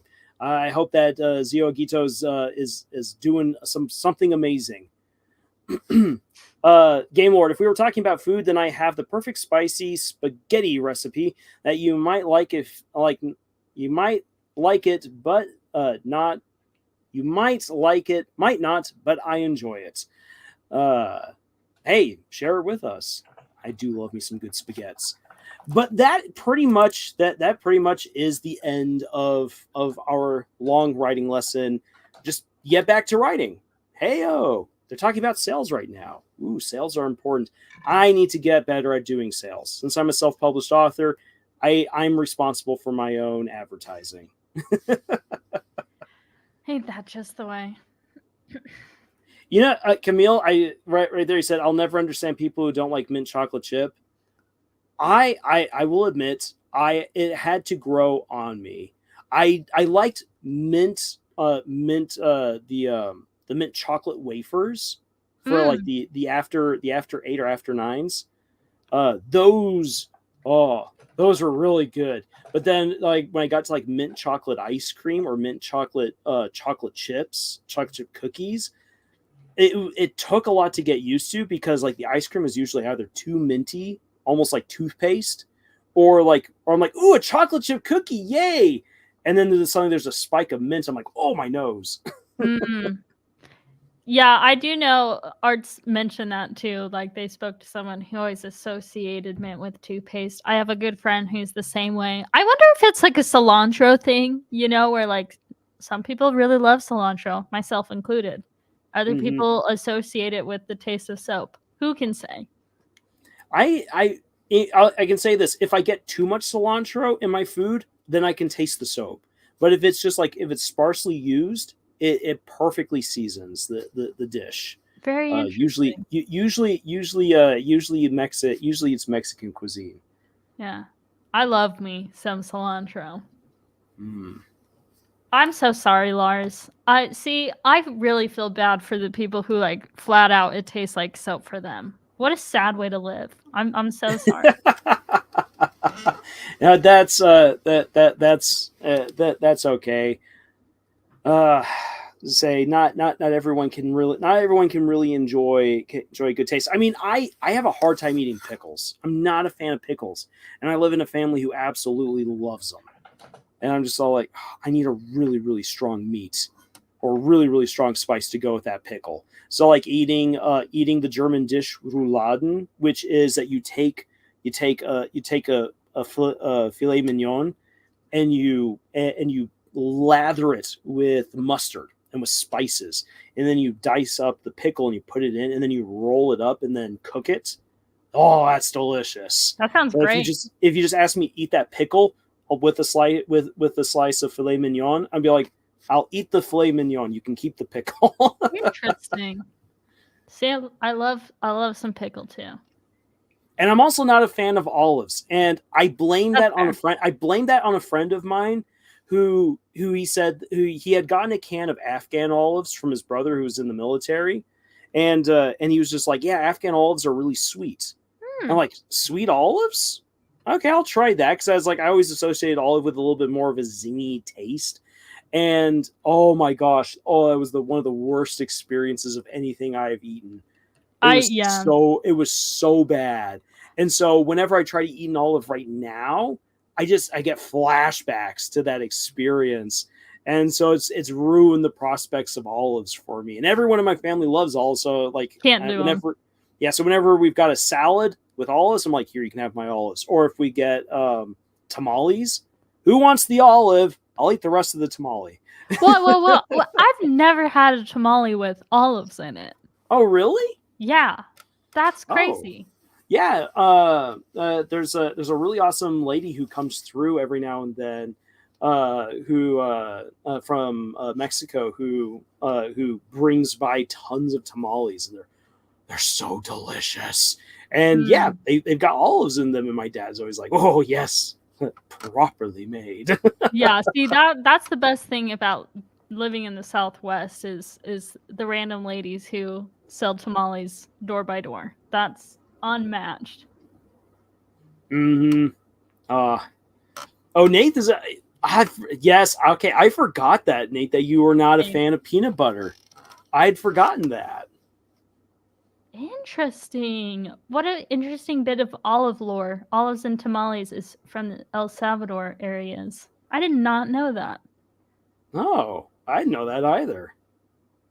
I That's also some neat. That's I some do cool. love me some fried rice and tuna mixed in. I feel that. Mm. What? Oof. I need to go to an international store and get like the bananas that you're supposed to fry. Mm. Oh, I haven't had those in years. I remember once getting fed by a guy from Cuba who made tamales and fried up bananas. Oh, it was so heavenly. Oh, it was such good food. uh, This but is just making me hungry. now we're just getting also pineapples and raisins and tamales. I have heard of raisins and tamales. I didn't think of pineapple.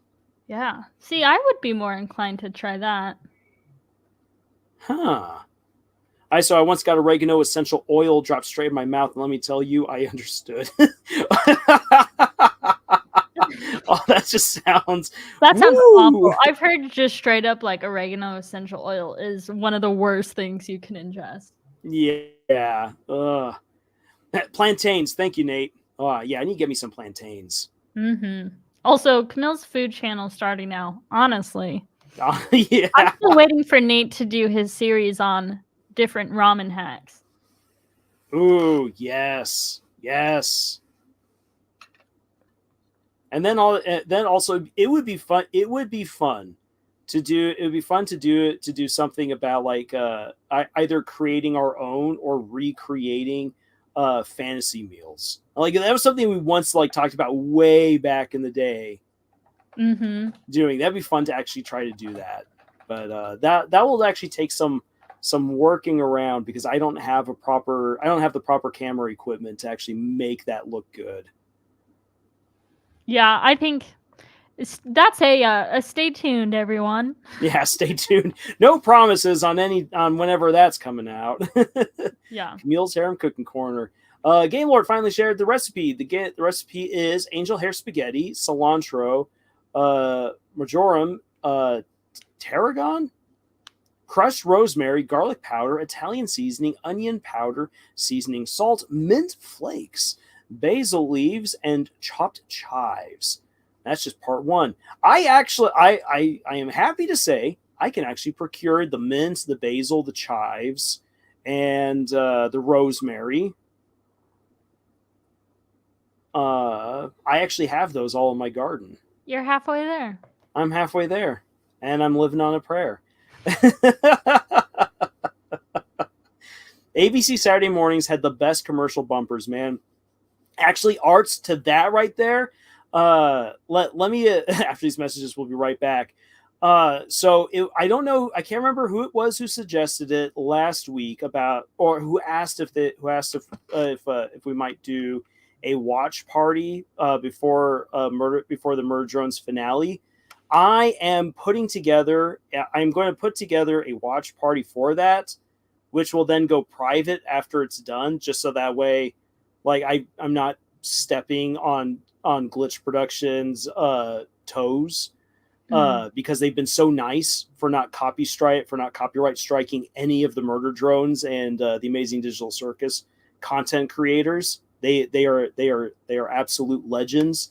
So I'm not going to monetize that watch party, but I am going to do back to back all 7 episodes leading up to episode 8, and it will be complete with commercials and with breaks, because sitting down for 3 hours is a long time to sit down. And if you're not at the movie theater, you want to at least give yourself a chance to get up and move around. So yeah. I will include commercial breaks. Intermissions. Yeah, and an intermission, complete with the Monty Python music.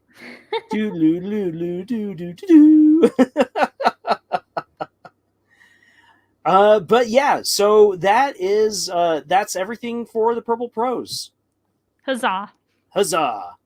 And real quick, while you're here, Camille, because this was something that that TV account requested, and I'd like to get your response on this. So TV account asked on the last community post, how do you know when to end a story arc? Give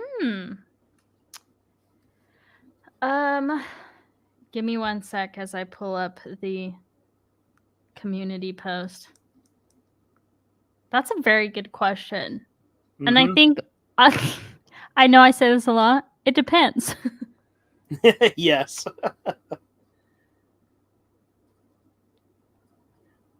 Say as you're play some intermission music. Yeah, play the Monty Python music. Here's what I'm going to say as someone who likes having his outlines, but also likes to give himself lots of wiggle room. The way to know when to end a story arc, in my opinion, is based on the characters. Usually, like there's some big events that you have in mind, like this will be the grand climax, and this is what I want the ending scene to be. But those are mile markers on the road that your characters are going down. Yeah. And so I feel like it depends a lot on who you want your characters to be by the end of an arc. Yeah, that's I love that because I think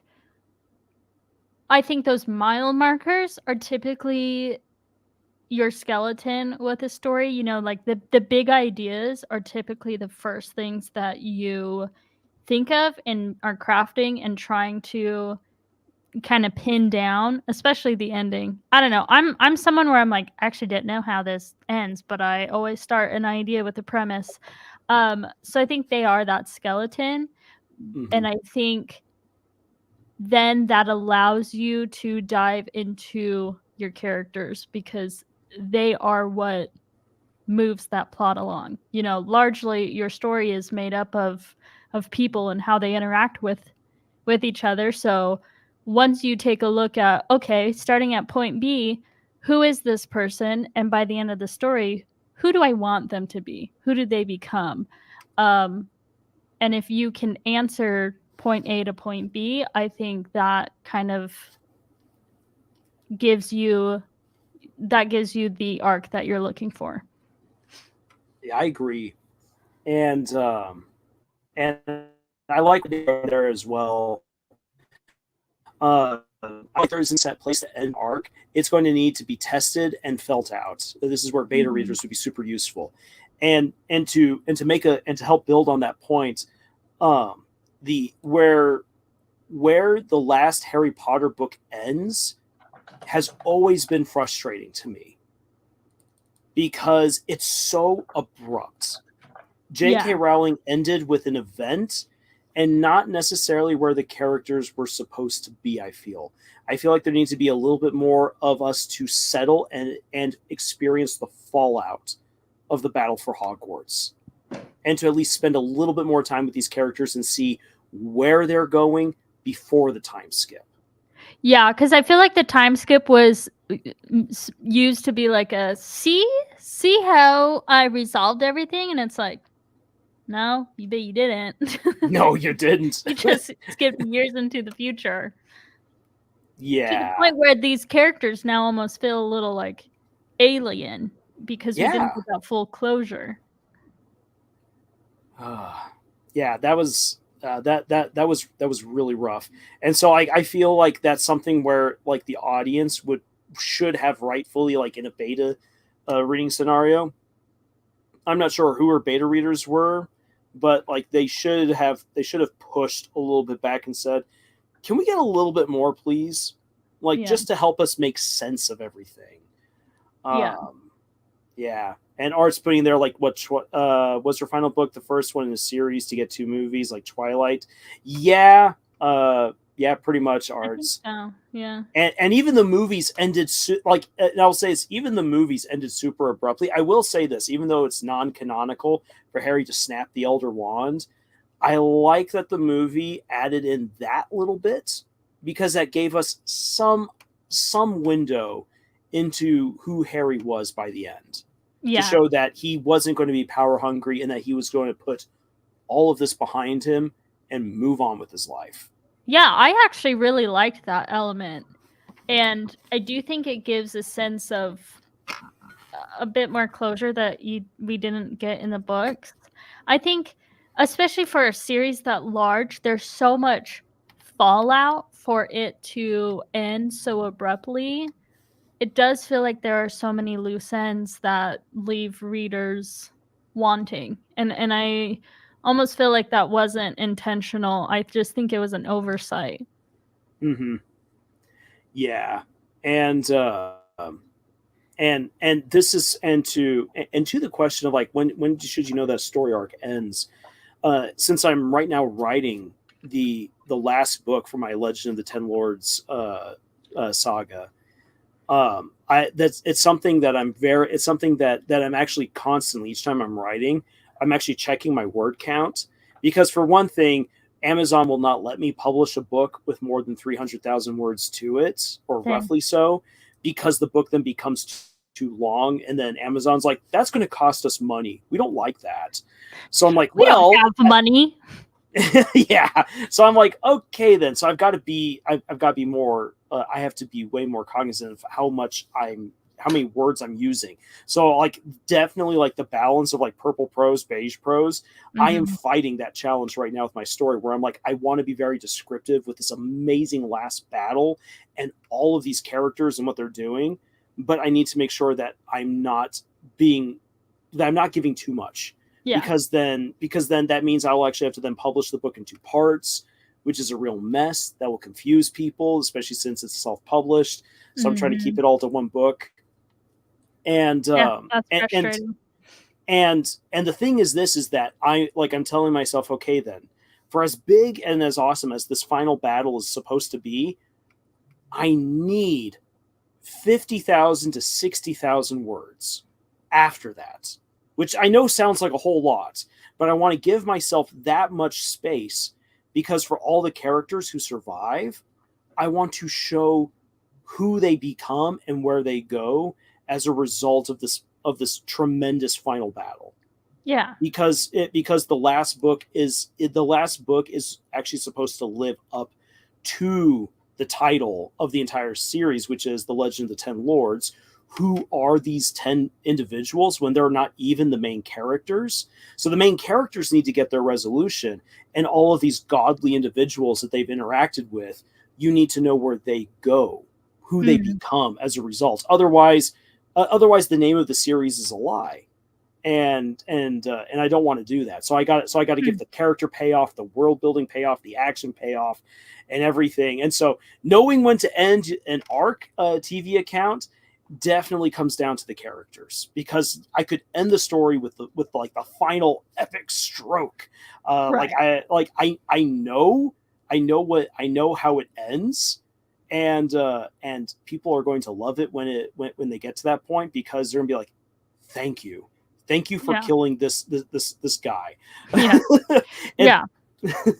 Well, and that's why I see like your beginning and your end as the skeleton, because those are your big main points. So like, let's say you have an epic final battle, that's the end, but it really should just be your skeleton, because I think especially in things like fantasy and like epic fantasy and series, and your readers have gone on this journey for so long, like you owe it to them in a way to let them see where those characters are at, to show the readers like, this is where Bob and Susie started off.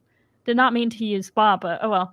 And this is where Bob and Susie ended, so they've gone through all of that, and the readers have gone through with them that your end is not just showing the final epic battle and then calling it a day. It's also, like I said, it's also the fallout that happens after the final battle, so the readers can see like where the characters ended up and how much they've changed and evolved over time.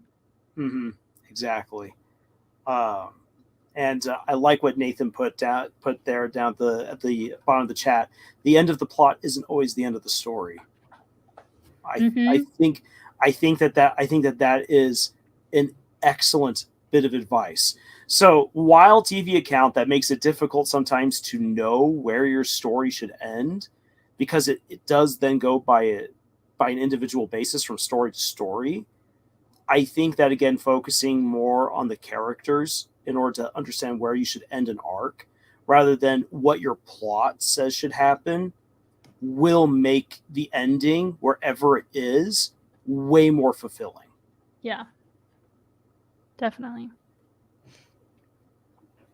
Well, I'm going to quickly catch up with some of the stuff right here. Gamelord has given us the full recipe from parts 1, 2, 3, and 4.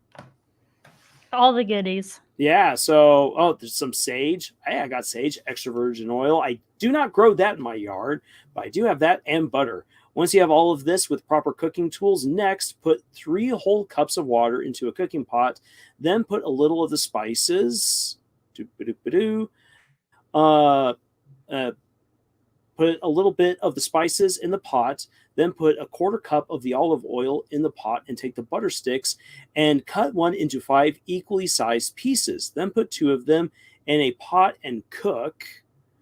all the water with the spices in it for 3 minutes before putting in the spaghetti, and then stir from time to time and checking it in each time until it's the way you like your spaghetti. Then strain the spaghetti, then put in a large bowl to mix them in, and put those 3 other pieces of butter in with a little drizzle of olive oil, and then mix it all up for part 5. Ooh, I like that. I could try this out. Yeah, you didn't know that this was a 2-for-1 writing and cooking channel. Yeah. Now you know. And thank you so much for sharing that with us, Game Lord. Like that's awesome. Thank you for taking the time. Yeah, Hannah. Yeah. Write that down or copy and paste it, so you can use it. Okay, Lars. Putting cooking aside. No, that's a twist. And there was something else I thought I saw. Let me just put it here. I call my outlining process constellationing, because I mark down the major events, the smaller events that direct the story to the major events. Then I connect the dots as I write. I like that. That's a really cool way of describing it. Agreed. But and I saw, and this takes us a way back, but Art said something about, I know Lars as the cruisy guy. Arts, I am keeping my promise. I said that I would work on another cruisy video. I found inspiration and some fantastic evidence that I hope to put together into a nice video about how Toby Fox is taking and flipping the girl next door trope, which I'm looking forward to that, because I did some research into the girl next door, like how that works as a trope, and it's a trope that's undergone an interesting evolution, and it's one where people are like, I don't like the fact that this trope exists, and yet at the same time people are keep on coming up with new ways of reinventing the girl next door to fit in with more modern times, because the trope is absolutely a byproduct of the 1940s and 1950s, and we've definitely come a long way since then.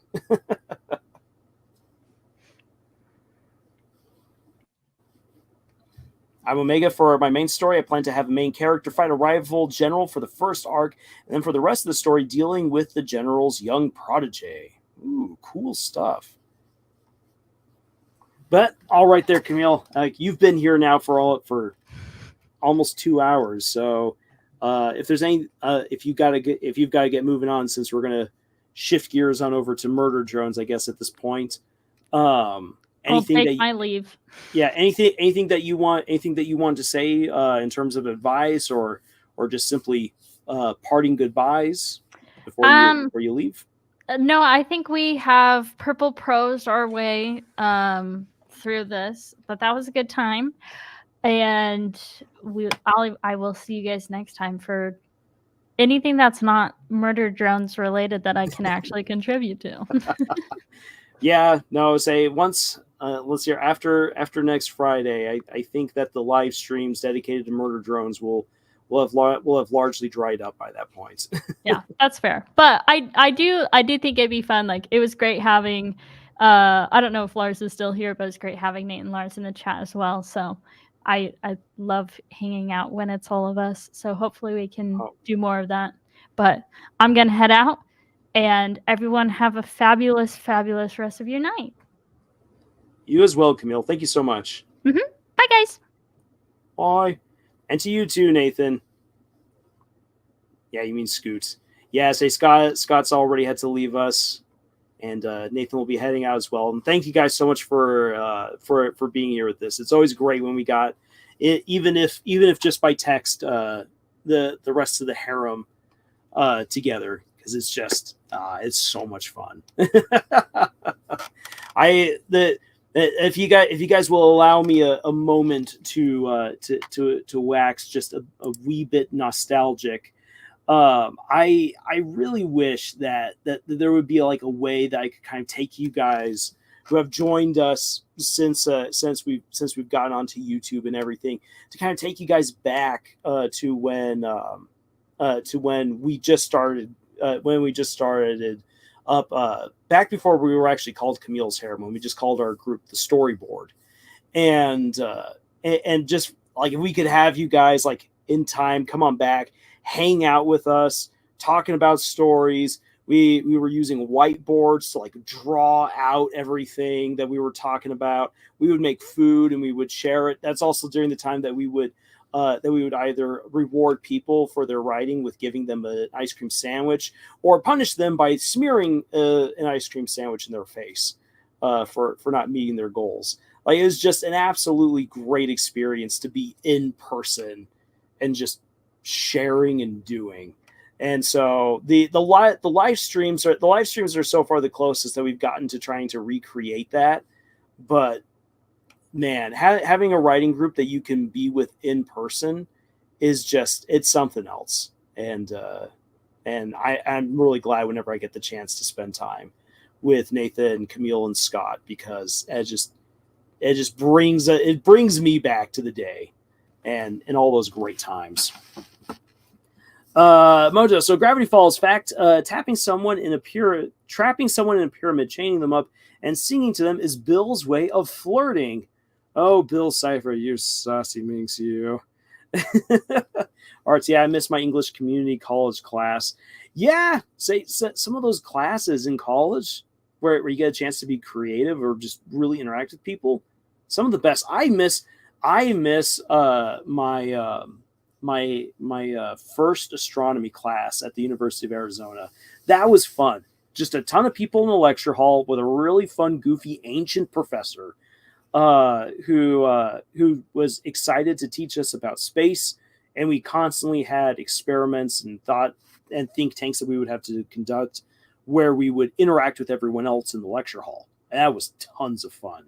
I actually just recently watched a documentary with him and his wife, that ancient professor of mine.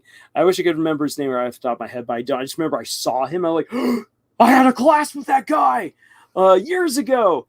He and his wife are helping to develop the mirrors that are going to be used for upcoming satellite telescopes to look even further into space. So I was like, oh, this is neat. Hey, Drudge is back. Great to have you back. I hope that was a good prayer. Art's Back to the Future. Wait, what? And then we got even more from Game Lord. So part 6 then get some mixed shredded cheese and some Parmesan cheese powder and all the previous spices, and apply all these ingredients to the pasta in between mixing the pasta spice in twice. And then part 7, and apply the shredded cheese and the Parmesan cheese 3 times in between each mixing of the pasta. And once you have done all this, you now have your spicy pasta. This is the last part. Eat. Oh, that sounds good. And I'm looking forward to eating, because since we were doing this live stream a little bit earlier than usual, I didn't have the chance to eat dinner. So I'm looking forward to having dinner here real soon. Camille's Harem. What? You know what? I think that actually we've had enough new people come on in that I'll quickly share how we went from Storyboard to Camille's Harem. So as the lore of Camille's Harem goes, one time while meeting, we had Camille's then boyfriend, now long since ex-boyfriend, there, and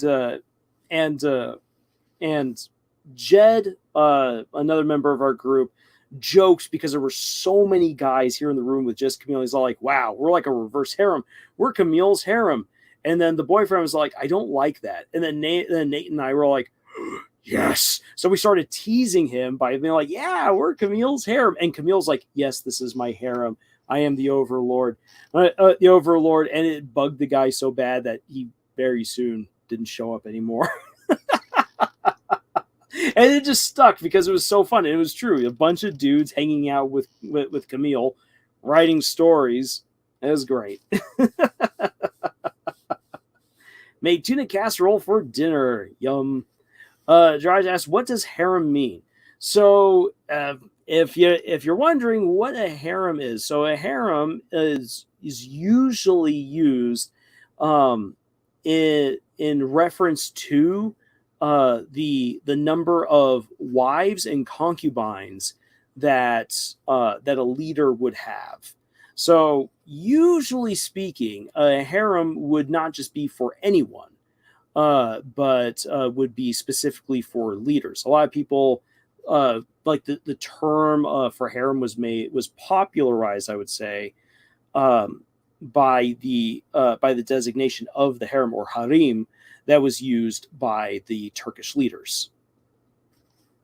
And so I'll let Lars explain. So yeah, so the harem, which was the court of wives and concubines for the Ottoman princes and Ottoman sultan, that popularized the term harem. For many other cultures, you have polygamy. There's been polygamy in various cultures all throughout the world and all throughout time.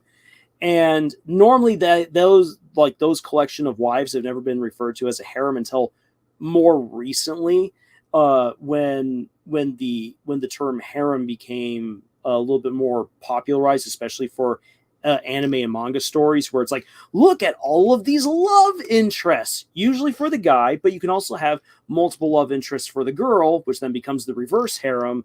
And so it's built up from there. If you want to know where the term originally came from, it refers to the practice within the Turkish royal court of the leaders having multiple wives and concubines, and usually that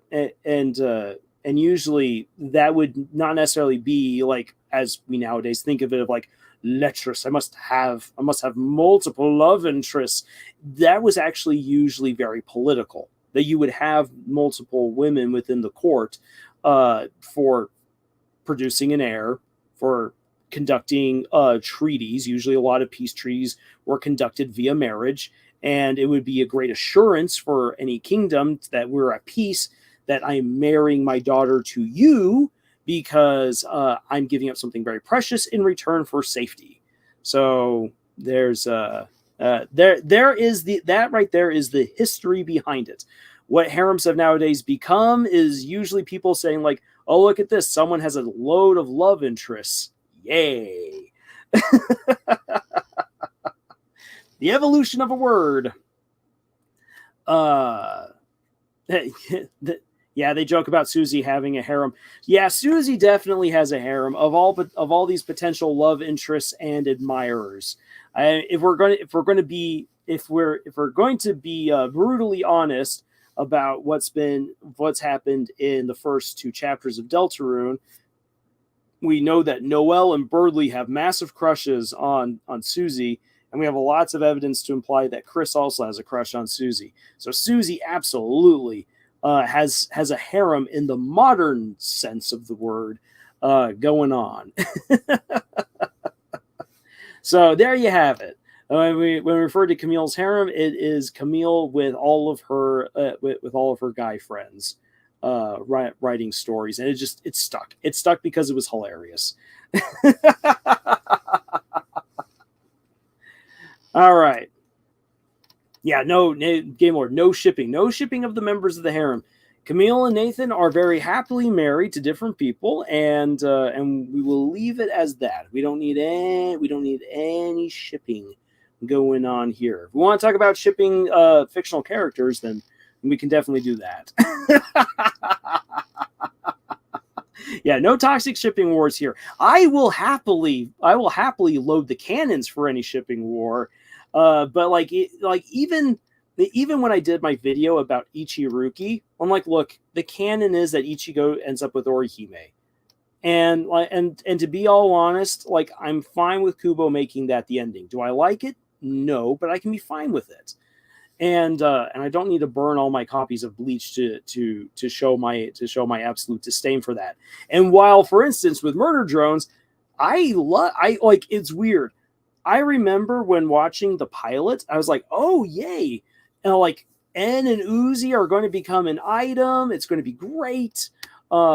It's going to become great. And then after episode 2, with the way that episode 2 opened, I was like, oh my gosh, there's a literal spark between N and V. What? And I'm a long shot shipper. I'm someone who, if I'm going to get invested in the potential romantic lives of characters, I really like the long shot ship. And the long shot ship was absolutely N and V because of everything that was going on between them. Like, it was clear that even though N had feelings for her, that there was something happening, something very difficult that was blocking off any sort of reciprocation on V's part, at least as far as we could tell. And so I'm like, wouldn't it be great if they did get together? Because it was so obvious to me in the pilot that I'm like, ooh, N and Uzi getting together. But wait, what about N and V? Be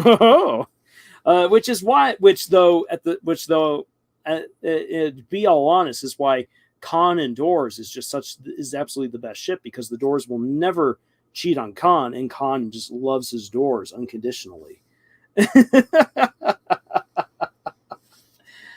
ISO says, I always thought Ichigo and Rukia had more going on. They did. And I know that the people who hate Ichiruki are like, well, that was made up by the anime. The anime definitely leaned more into the Ichiruki aspects, but I've read all of the big Ichiruki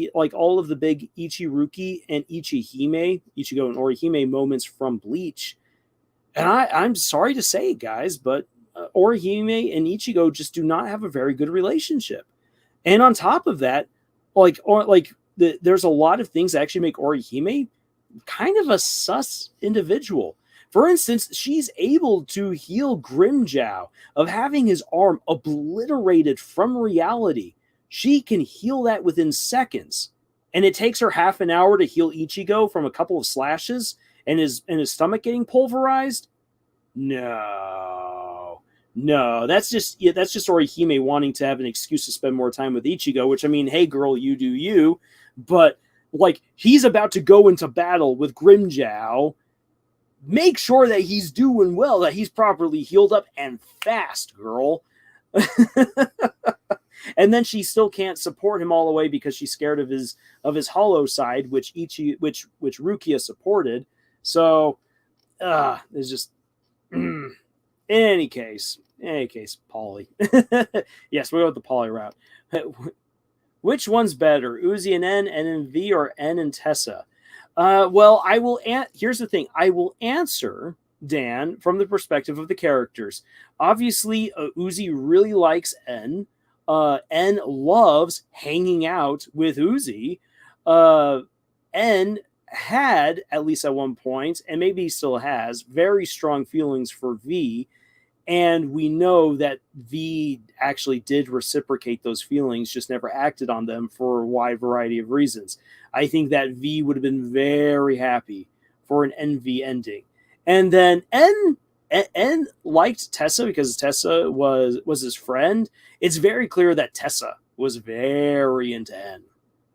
So which one is the best? Of the ones that have actually, of these three relationships that have actually gotten real development on screen, N and Uzi is the best developed of the relationships. So that, from the writer's perspective, there you go. Me speaking personally, I love Envy. Dryge says Golden Retriever deserves all the affection. Yes, he does.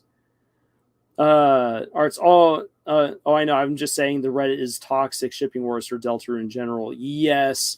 And it's so annoying that it's gotten that way. Like early Deltarune was just fantastic. While people did have shipping going on, it was just fun fan art, fun speculation, and now the knives come out. And I think it's because the Undertale community finally fully migrated on over to Deltarune, and they brought all of those tendencies with them. Yandere Orihime. Yeah, she's like the nicest yandere that you could possibly get, but she's absolutely just all over the place. The animation here displays absolutely gorgeous, Lars. It is like, oh my gosh, I'm so looking forward to the finale, and with everything that's been going on recently in Hollywood, with how animation is getting slashed again and again and again, I definitely want to do something in the near future, if possible, to look at how how there used to be the hashtag that animation is cinema. And I definitely want to do that. I definitely want to have like a chat where like breaking down, for instance, like what we see here in Murder Drones. Like, this is fantastic animation. This is right up there with what you would expect to see with something like the Minions.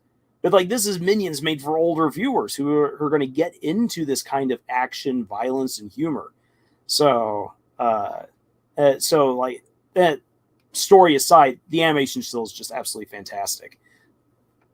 And I love what we're getting with Lackadaisy, and I don't know if anyone has been. Hannah Daigle is still working on making Satina a full-on series, and so yeah, animation is cinema.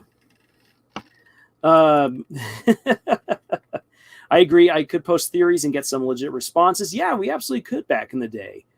Yeah, the Suzelle shipping just that got weirdly toxic, and it was interesting because when talking with another creator online, let me actually I'm gonna quickly pop on over to Twitter real fast and see if I can pull up. If I immediately see them pop on up, they might not. There's one creator who's just like, was like, wait a second, there's been evidence dropped of potentially Noelle getting into a relationship with Caddy. Like, there's evidence for that. And if anyone presents that with saying, hey, look, here's another authentic lesbian ship, and people are like, no, I cannot have that. Must have deer on dragon action. It's like, wait, what? Okay, dude, you gotta calm down a little bit. Moj says, I saw on Twitter someone made a complete anime style of the 1-bit in episode 3 of Murder Drones. Really? I gotta check that out. Gamelord says, also support the Newsy ship. All right, totally fine.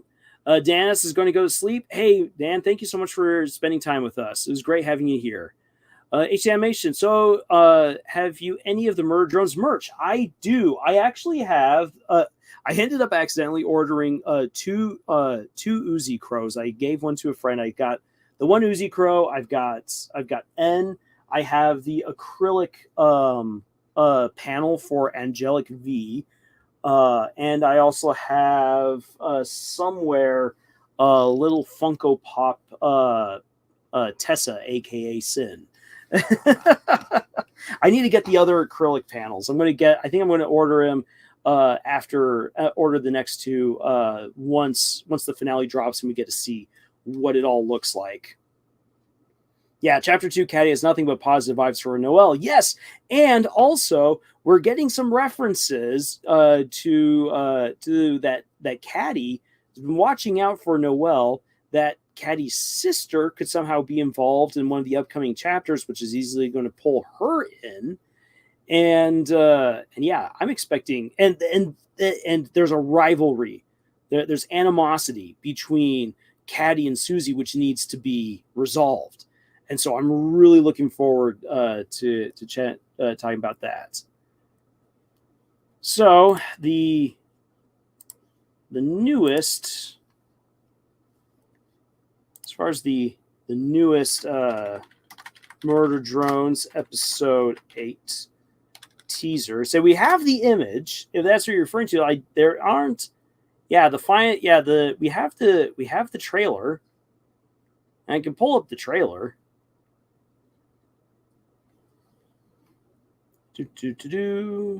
Let me Dragomanic state and are just freed from Absolute Solver after and sacrifice. The protagonist learns more going through a Dr. Jekyll, Mr. Hyde scenario. The protagonist is N. N is the truest of all good protagonists. Oop, no, I don't want to share my screen. I want to get my video file. So popping on over into my murder drones filings, and there's I got so much. I got so much here for murder drones. Let's see here. Ends final form, possible endings. Did I put it? No, I did not put it in episode 7. Where did it go? Where did it go? Nope, that's disassembly required. It's not my response to MatPat. Ah, there we are. A bipolar insane N. I don't know if we're ready for a bipolar insane N. But that would be an interesting fanfic to see played out. Imagine the series ends with edgy N hunting down the solver, an open-ended ending. Honestly, I would be okay with that. An open-ended ending, Liam Vickers, and it would kind of fit in with Liam's MO of leaving stories very open and unfinished. TV Kent, do you think someday fans of Murder Drones might pay homage to it in their own story? Oh, I think so. I think that Murder Drones is going to have some good legs to it, and I think that we'll know for certain as we go into comic book and anime conventions for next year. If we can see any Murder Drones merch or Murder Drones cosplay running around. I really, really, really want to do a full body cosplay of N. I just need to get the resources and work with some cosplayers who actually know what they're doing in order to make that outfit work. That'd be absolutely fun. Okay, so for Mojo, we've already talked a little bit about the latest trailer. So there's the trailer. I'll bring it up again, and there is the image of N fighting against Absolute Solver, and I think we can finally put that into its proper place here on this live stream. Game Mode says, "Hey, Camille, can you show the fan animation I mentioned before of Sin versus Grey Knights, please? It's cool, and if you'd like, you can see how cool it is. So please, please, please." I'll have to go looking for it, Game Lord, since I don't have that actually pulled up or saved. So that would be something I might not be able to get to tonight. I can tell you this TV account, I will. I already have plans in my story concept called Shadowbound. References to a few of my favorite shows, and Murder Drones is among them. And yes, Game Lord, this is Lars here. I know it gets a little bit confusing sometimes since we always go with Camille's harem, and then it's Lars speaking, which is why I normally try to introduce myself in the videos. But it's okay if people call me Camille. I'll then kindly correct them. Okay, so here we go with the trailer.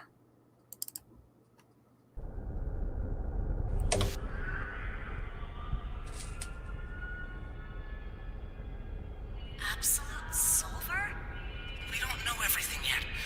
We're not gonna hurt you, okay? Oh, what the hell is going on? Promise me you and that purple thing will stop prying into that stuff. I don't know what you're talking about because you won't tell me! Why would a worker drone... Was she eating them? Aren't you worried? We have no idea what we even are! The humans here thought they could understand it. All they did was spread it. Now the solver's found its way back to finish the job.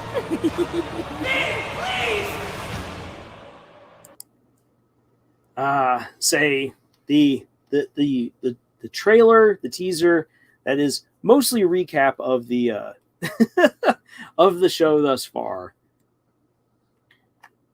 But it's nice to have that recap, just to let you know, just to emphasize the fact that this has always been a Lovecraftian story in space. with robots. I remember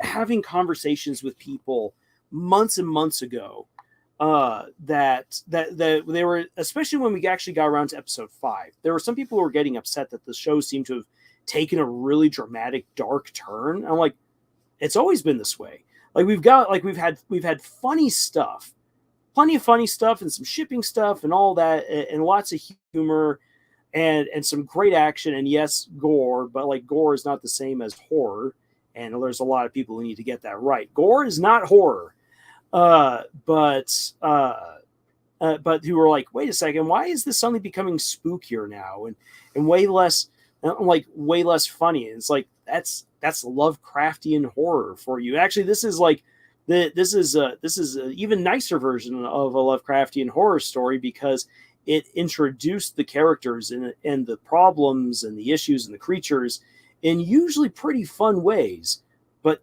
they gave you plenty of winks and nods to what kind of monsters we were getting ourselves into. And seeing the trailer for the finale play out by recounting all of these moments, solidifying once again that this is truly a Lovecraftian story, that's good. I mean, I personally would want to show a little bit more of the finale just to get people way more hyped.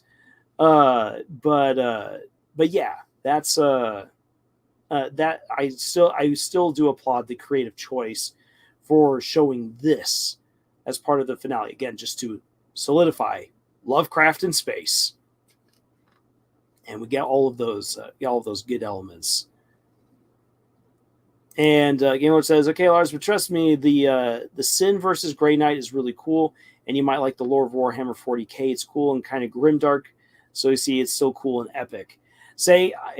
I think I've said this before, that I don't know enough about Warhammer 40k to really give much of an opinion on it. And I don't want to be one of those people. Like, this isn't a reaction channel where I'm like, oh my gosh, I don't know what's going on. Oh, wow. This is a channel about writing, where if you're going to talk about the writing within any given story, you want to know it, you want to know your stuff. And when you're going to review, for instance, a long and storied game like Warhammer 40k with all of its stories, its factions, its long history, leading back to the original Warhammer and how it's a response to other games, I know just the barest minimum, and as a result, I feel like I wouldn't do very well providing good, credible feedback on anything Warhammer 40k, other than just simply saying whether or not I like the story and if the elements were done well for grimdark. That's about it. And that's why when people have asked me if I'm going to review the Warhammer series when it premieres, I'm like, I'll probably watch it. I don't know if I will review it. Because I know I'd be treading on very thin ice if I started commenting on various aspects of the world building and the characters without knowing anything of the deeper lore of Warhammer. But I'll try to watch this little clip of Sin versus a Grey Knight when I get the chance. Yes, Lovecraftian horror. Thank you, TV account. But yeah, so we have our Lovecraftian horror firmly established. Let's eat. And now we can revel in it. So I know we've broken this down important frame by important frame before. So I'm not going to go through all that again. But what we see very clearly for the finale is that the finale is going to give us the big space action that we've speculated on, that we've said would be a whole lot of fun. From the image that was just shared today by Glitch, we know that we're going to get N facing off against Absolute Solver. So yeah, there's a blink and you miss it moment of all of those tentacles reaching on out. That we're going to get some cool fight in space. And it looks very likely now that the speculation I had last time that we went through this is that Uzi that all of the scenes that we see of Uzi on a planet are of Uzi on this amalgamation that is Absolute Solver. And that little whoop, again, so many blink and you miss them moments of going through space. This is likely Khan coming up with the cavalry to come and help out Uzi there on Absolute Solver, bring the fight to the entity itself and try to destroy it. And it's going to be crazy. It's going to be very interesting to see how they blend together the elements of a Lovecraftian horror with big action set pieces. Because in most Lovecraftian stories, you don't get that. And the reason for it being is because Lovecraftian eldritch creatures are normally so vast, so big, so powerful that there is no way to fight back against it. In this case, we're having the main characters bring the fight to the entity itself. That's going to be interesting to see. And I'm really, really excited for how Liam Vickers and his team are going to try to pull that off. Because again, that's just something that you don't normally associate with that particular subgenre of horror. Mojo says it's time for Solver to have his dinner. Drige says, is there going to be a Jay redemption arc? I do believe so. I'm pretty confident that Jay is going to team up with N and the others to fight back against Absolute Solver. And I'm very curious again to see who prompted Lizzie and Thad to come out originally. Like, I know some people are saying, oh, it's Khan, but the way that Khan interacts with Lizzie and Thad when he meets up with them at the Corpse Spire indicates that it's very unlikely that it was Khan who called them. It's just like, oh, sweet, there's other drones here. I'm going to put you guys to use. I am still going to stubbornly hold to my Solver's pocket dimension theory because I really like that theory, because the rings that they're flying through, I assume that's the ringed moon seen from Copper 9. Most likely. Well, this is all meant to be playing out just above Copper 9 as the entity comes to destroy the planet. Game Owner says, I ship Doll and Jay with the character of myself. Alrighty then. Josh says, also would V make a return? I am sticking to what I've said before, and I'm going to say it again. I am pretty certain that V is going to show up, that V is still alive. Because again, we didn't see a body. We know that while those raptors have obliterated tons of disassembly drones, Alice had all of those cores in the oven, which would tend to indicate that some of the cores managed to escape being destroyed by the raptors. So even if V's body was ripped apart, the core can still exist. And we know, thanks to episode 2, to Heartbeat, that using Absolute Solver can allow the core to rebuild a body for itself using materials around it. And so since V still has her core, and now that V has been freed from the influence of Absolute Solver back in episode 5, and V is a very resourceful gal, there's a very good chance that V will either survive the raptors outright, or as a core, like go ham on the raptors and either destroy them in very V fashion, or use Absolute Solver to absorb their bodies into herself. And we then get to see Eldritch Abomination V. There's multiple ways in which V can return. And so, and because we did not see a body, and that's usually a must for any good horror story, that you want to see a body, even if sometimes if you see the body, they're not actually dead. We didn't see a body. There's ways canonically for her to survive. There's a very good chance that V will make a comeback. Is that guaranteed? Nope. But I'm pretty certain that we will get it. And ISO says right here, her core still exists. Alice not touch it. She can revive, meaning she will revive. Yes, I really do want to see her back. If she stays dead, I feel like it's a missed opportunity. But that's me saying it without having seen episode 8. because episode 8 could do something really amazing that requires V to be out of the picture. And so we're just going to have to see how that goes down. But I'm very confident that we're going to see V return.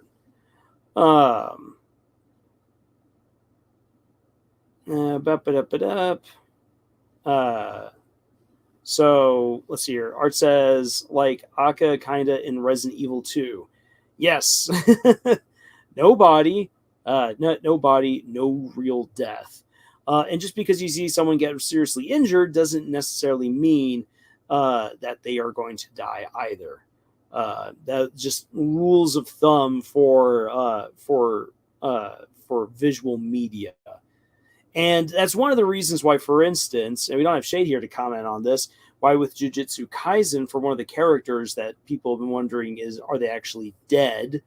It's because, again, we didn't actually see the body. And so the most recent chapter of Jujutsu Kaisen would kind of infer that that person is indeed truly dead, which is sad. But then again, Jujutsu Kaisen is wiping out most of its cast. And I'm actually okay with that for that particular story because they're going up against the ultimate evil. And if you're going to go up against ultimate evil, there will be casualties. Taking a drink of water. Right there. Which is why I also do suspect that we'll get to see some significant deaths in the last episode of Murder Drones. Just because if you're going up against the absolute evil in a Lovecraftian setting in space, then yeah, there's going to be some losses. That's just the way it goes.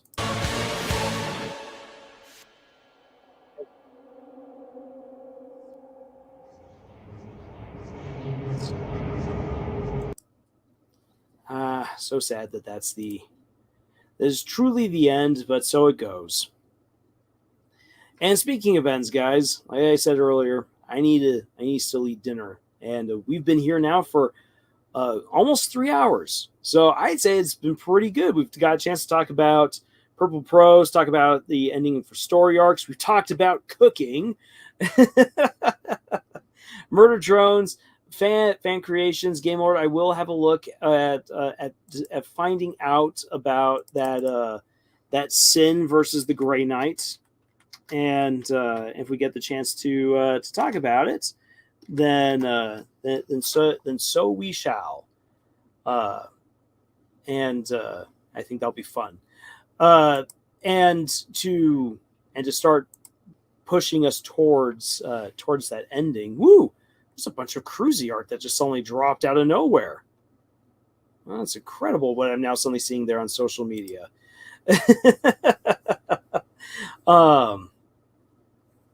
Let's see here. Get off the cruisy train. That'll be for later. Again, just to reiterate, for next Friday. So to give you guys a little bit of a glimpse into what's going to be happening for next Friday, it's going to be an interesting day. So I have some obligations in the evening, so I cannot guarantee that the live stream will start up at 7:00. Because there'll be things I'll have to do. So it might be a little bit of a later live stream. And I will do a watch party of all 7 episodes of Murder Drones leading up to episode 8. And I'll have that we'll have that available like in real time right before episode 8 comes on. I intend to try to time it once I know when the episode should be released, and they should be making that information public next week when episode 8 will premiere, likely sometime around 3 or 4 in the afternoon, my time. So Arizona time is when I expect it will be released. So I'll do the live stream. I'll do the watch party here on YouTube. Going up to about half an hour before the next episode, before the last episode releases, just so that way people can then have a chance to get up, move around, shake, do your thing, and then watch the episode at your own leisure, at your own pace, and without my commentary over it. and then later on the evening we will have a quick catch up, maybe a quick cry, and all depending on how it plays out. And then I get to start working post haste on doing the full review and analysis of the finale, and then get to start working on the massive writer's retrospective on the entire series. Its positives, its negatives, and what we can learn as writers from this amazing experience that Liam and Glitch have given to us, because this show has been incredible. It's far from perfect, but when you look at it, it's doing so many things so well that you wonder, why can't Hollywood get their act together with their own projects? Why is it so difficult to deliver this kind of fun storytelling to us? It really shouldn't be difficult. So that's going to be the last kind of grand project for Murder Drones. Let's see here. HC Animation is asking me a question. I missed that. Scrolling up. I don't see a question here from HC Animation. I must be missing it somehow. Oh, here we are. Got it. It wasn't as far up as I thought. Do you have your favorite scene from Murder Drones?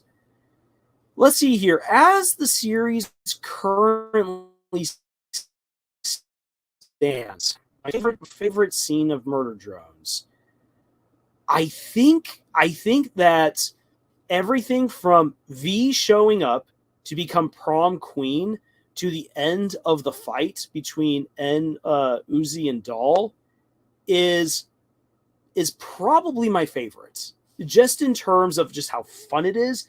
Super action-packed. The humor is on point, wonderfully violent, and I love watching V get completely caught off guard, and then Uzi also being completely caught off guard with things not turning out the way that they thought it would.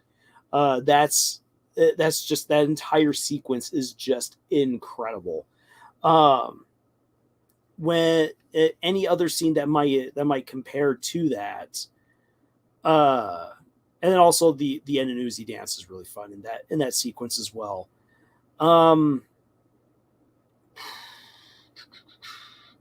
There's a lot of really hilarious scenes that I enjoy from episode 4 that just make me laugh. But I don't know if I would consider them in my top. My top episode is episode 5, but episode 5 is my favorite because it's the whole package of horror for me. That I really enjoy. So TV Account is asking, what do you do in a watch party? So the watch parties, it depends on who's doing it and how. Usually watch parties happen via Discord, where someone is showing the movie or everyone syncs up their copies of the movie and then watch it together to then discuss. The way that I'm going to do it is this. I'm going to have all of the episodes pre-edited and pre-prepared with commercial breaks and an intermission, and I'm just going to hit play. And throughout this movie length sequence of episodes and commercials, people can comment. I will reply to some of the comments. I might have some commentary to put over it. And it will just go from there. Bring food. I'm going to get myself a massive bag of popcorn from my local theater, and I'll enjoy munching on that. When I say big bag of popcorn, like, I do mean it's big. It's about 3 feet high. Maybe not quite 3 feet high. It's at least 2.5 feet. It's somewhere between 2.5 to 3 feet tall, and it is wide and full, bursting with just fresh, delicious movie popcorn. Oh yeah. TV Count, it will not be on Discord. It's going to be here on YouTube. There is a chance that it might get flagged. Just going to say that outright, because of how much of the chunks of each episode I will be showing. And interspersed again with the commercials and everything else. Just because this is the property of Glitch Productions, and I mean they are great. They are gracious enough to let me show as much as I do in my videos and here on live streams without ever striking it. But I don't, and so that's one of the reasons why I will not be monetizing the watch party, and I will be making it private once it's done. So that way, it's a one and done deal, and I don't have people going to our channel to watch Murder Drones when they should be going to Glitch and watching it there. So that way they can get all of the rewards for all of their hard work. So that's the way that will be doing that. What time will it start again? That will all depend on when in the day episode 8 premieres. So the whole shebang will probably go on for about 3 hours. Is my guess, just looking at the runtime for all the episodes and for everything else that will go in there to intersperse it. So yeah. If episode 8 premieres at 3:00 in the afternoon Arizona time, then I will be starting. I'll then try to start the watch party at 11:30. So that way when it ends, there's a half hour. There's a half hour cool down and wrap up and prep time for everyone else who's getting ready to watch the last episode as it premieres. I have now, and to Game Lord, I've never seen anything with Skibidi or its multiverse. I just know that that Michael Bay is going to turn it into a movie. Oh boy. I said, well, there are all the reaction channels that have the episodes fully played, basically unedited. Yeah, and I'm not going to monetize the watch party, and again, I'm going to make it private just because again, people should be going to Glitch to watch these episodes. This is more just like, hey, everyone, we're going to get together, and I'm going to make this as available as I can for the people who want to be a part of being there for when the finale premieres. And I think that will be fun. I'm hoping it'll be fun. Will you like it? Asks Wafi. I'm hoping I like it. I'm pretty certain I will. If the finale for Murder Drones can bring the same energy that it brought for episode 7, it's going to be amazing. Realization. After this, no more theories. What will I do with myself? There will be plenty of other great things that will come along the way. But yeah, Murder Drones is definitely going to leave a little hole in the heart for a while. Hannah says, we have the amazing digital circus for more theories. Yes, and I'm looking forward to that. And also here's my prediction for the Murder Drones fan base is that once we get the Gaslight District fully finished and released by Glitch, I think that the Murder Drones fan base is going to find themselves happily migrating over to that series because it looks amazing. Just with what little we've seen of it, and even with what little we know of it, it looks like another fantastic horror story, somewhat in the same kind of vein as Murder Drones. Obviously not with robots, so if you're here just for the robots, then the Gaslight District is probably not going to be exactly for you. But for everyone else who's been enjoying mysteries, horrors, and unique comedy, I think that the Gaslight District is definitely going to provide plenty of that. Moja says, I made the Solver's own theme for the potential final fight. Ooh, fantastic. T Account says, same, I want it to be fun. Yes, we all do. Game Lord is piecing out. See you later, Lars. I'm going to go now. See everyone later. Bye. And Game Lord, thank you so much for being here. And also, I am going to like I said, wrap on up. Wow, this has gone on for nearly 3 hours, longer than I expected, and I need to give my voice a rest. So, with that being said, I will have more details as we get closer to the finale for the watch party. But I do intend on making that happen. That's something I really, really do want to make sure that I do for everyone, because I just think that would be fun. And also because there are people who are over in Europe who are many hours ahead of where I am, who have made it known that they would also like to be part of that. So, or at least part of a live stream that would be within their time zone. So I'm going to try to make that possible at least once. And yeah, that's pretty much it. Once I get the last bit of my writing done for tonight, I definitely need to better apply myself towards the upcoming Cruzy video, and also for the next installment of That Time I Married a Goddess. This will be the episode all about getting up to that point where you as the Tarnish get to propose to Ronnie. Yay! So I gotta transform that into an isekai commentary story. Woohoo! But yeah, so stuff to work on. Why do I hate myself? I give myself way too much to do.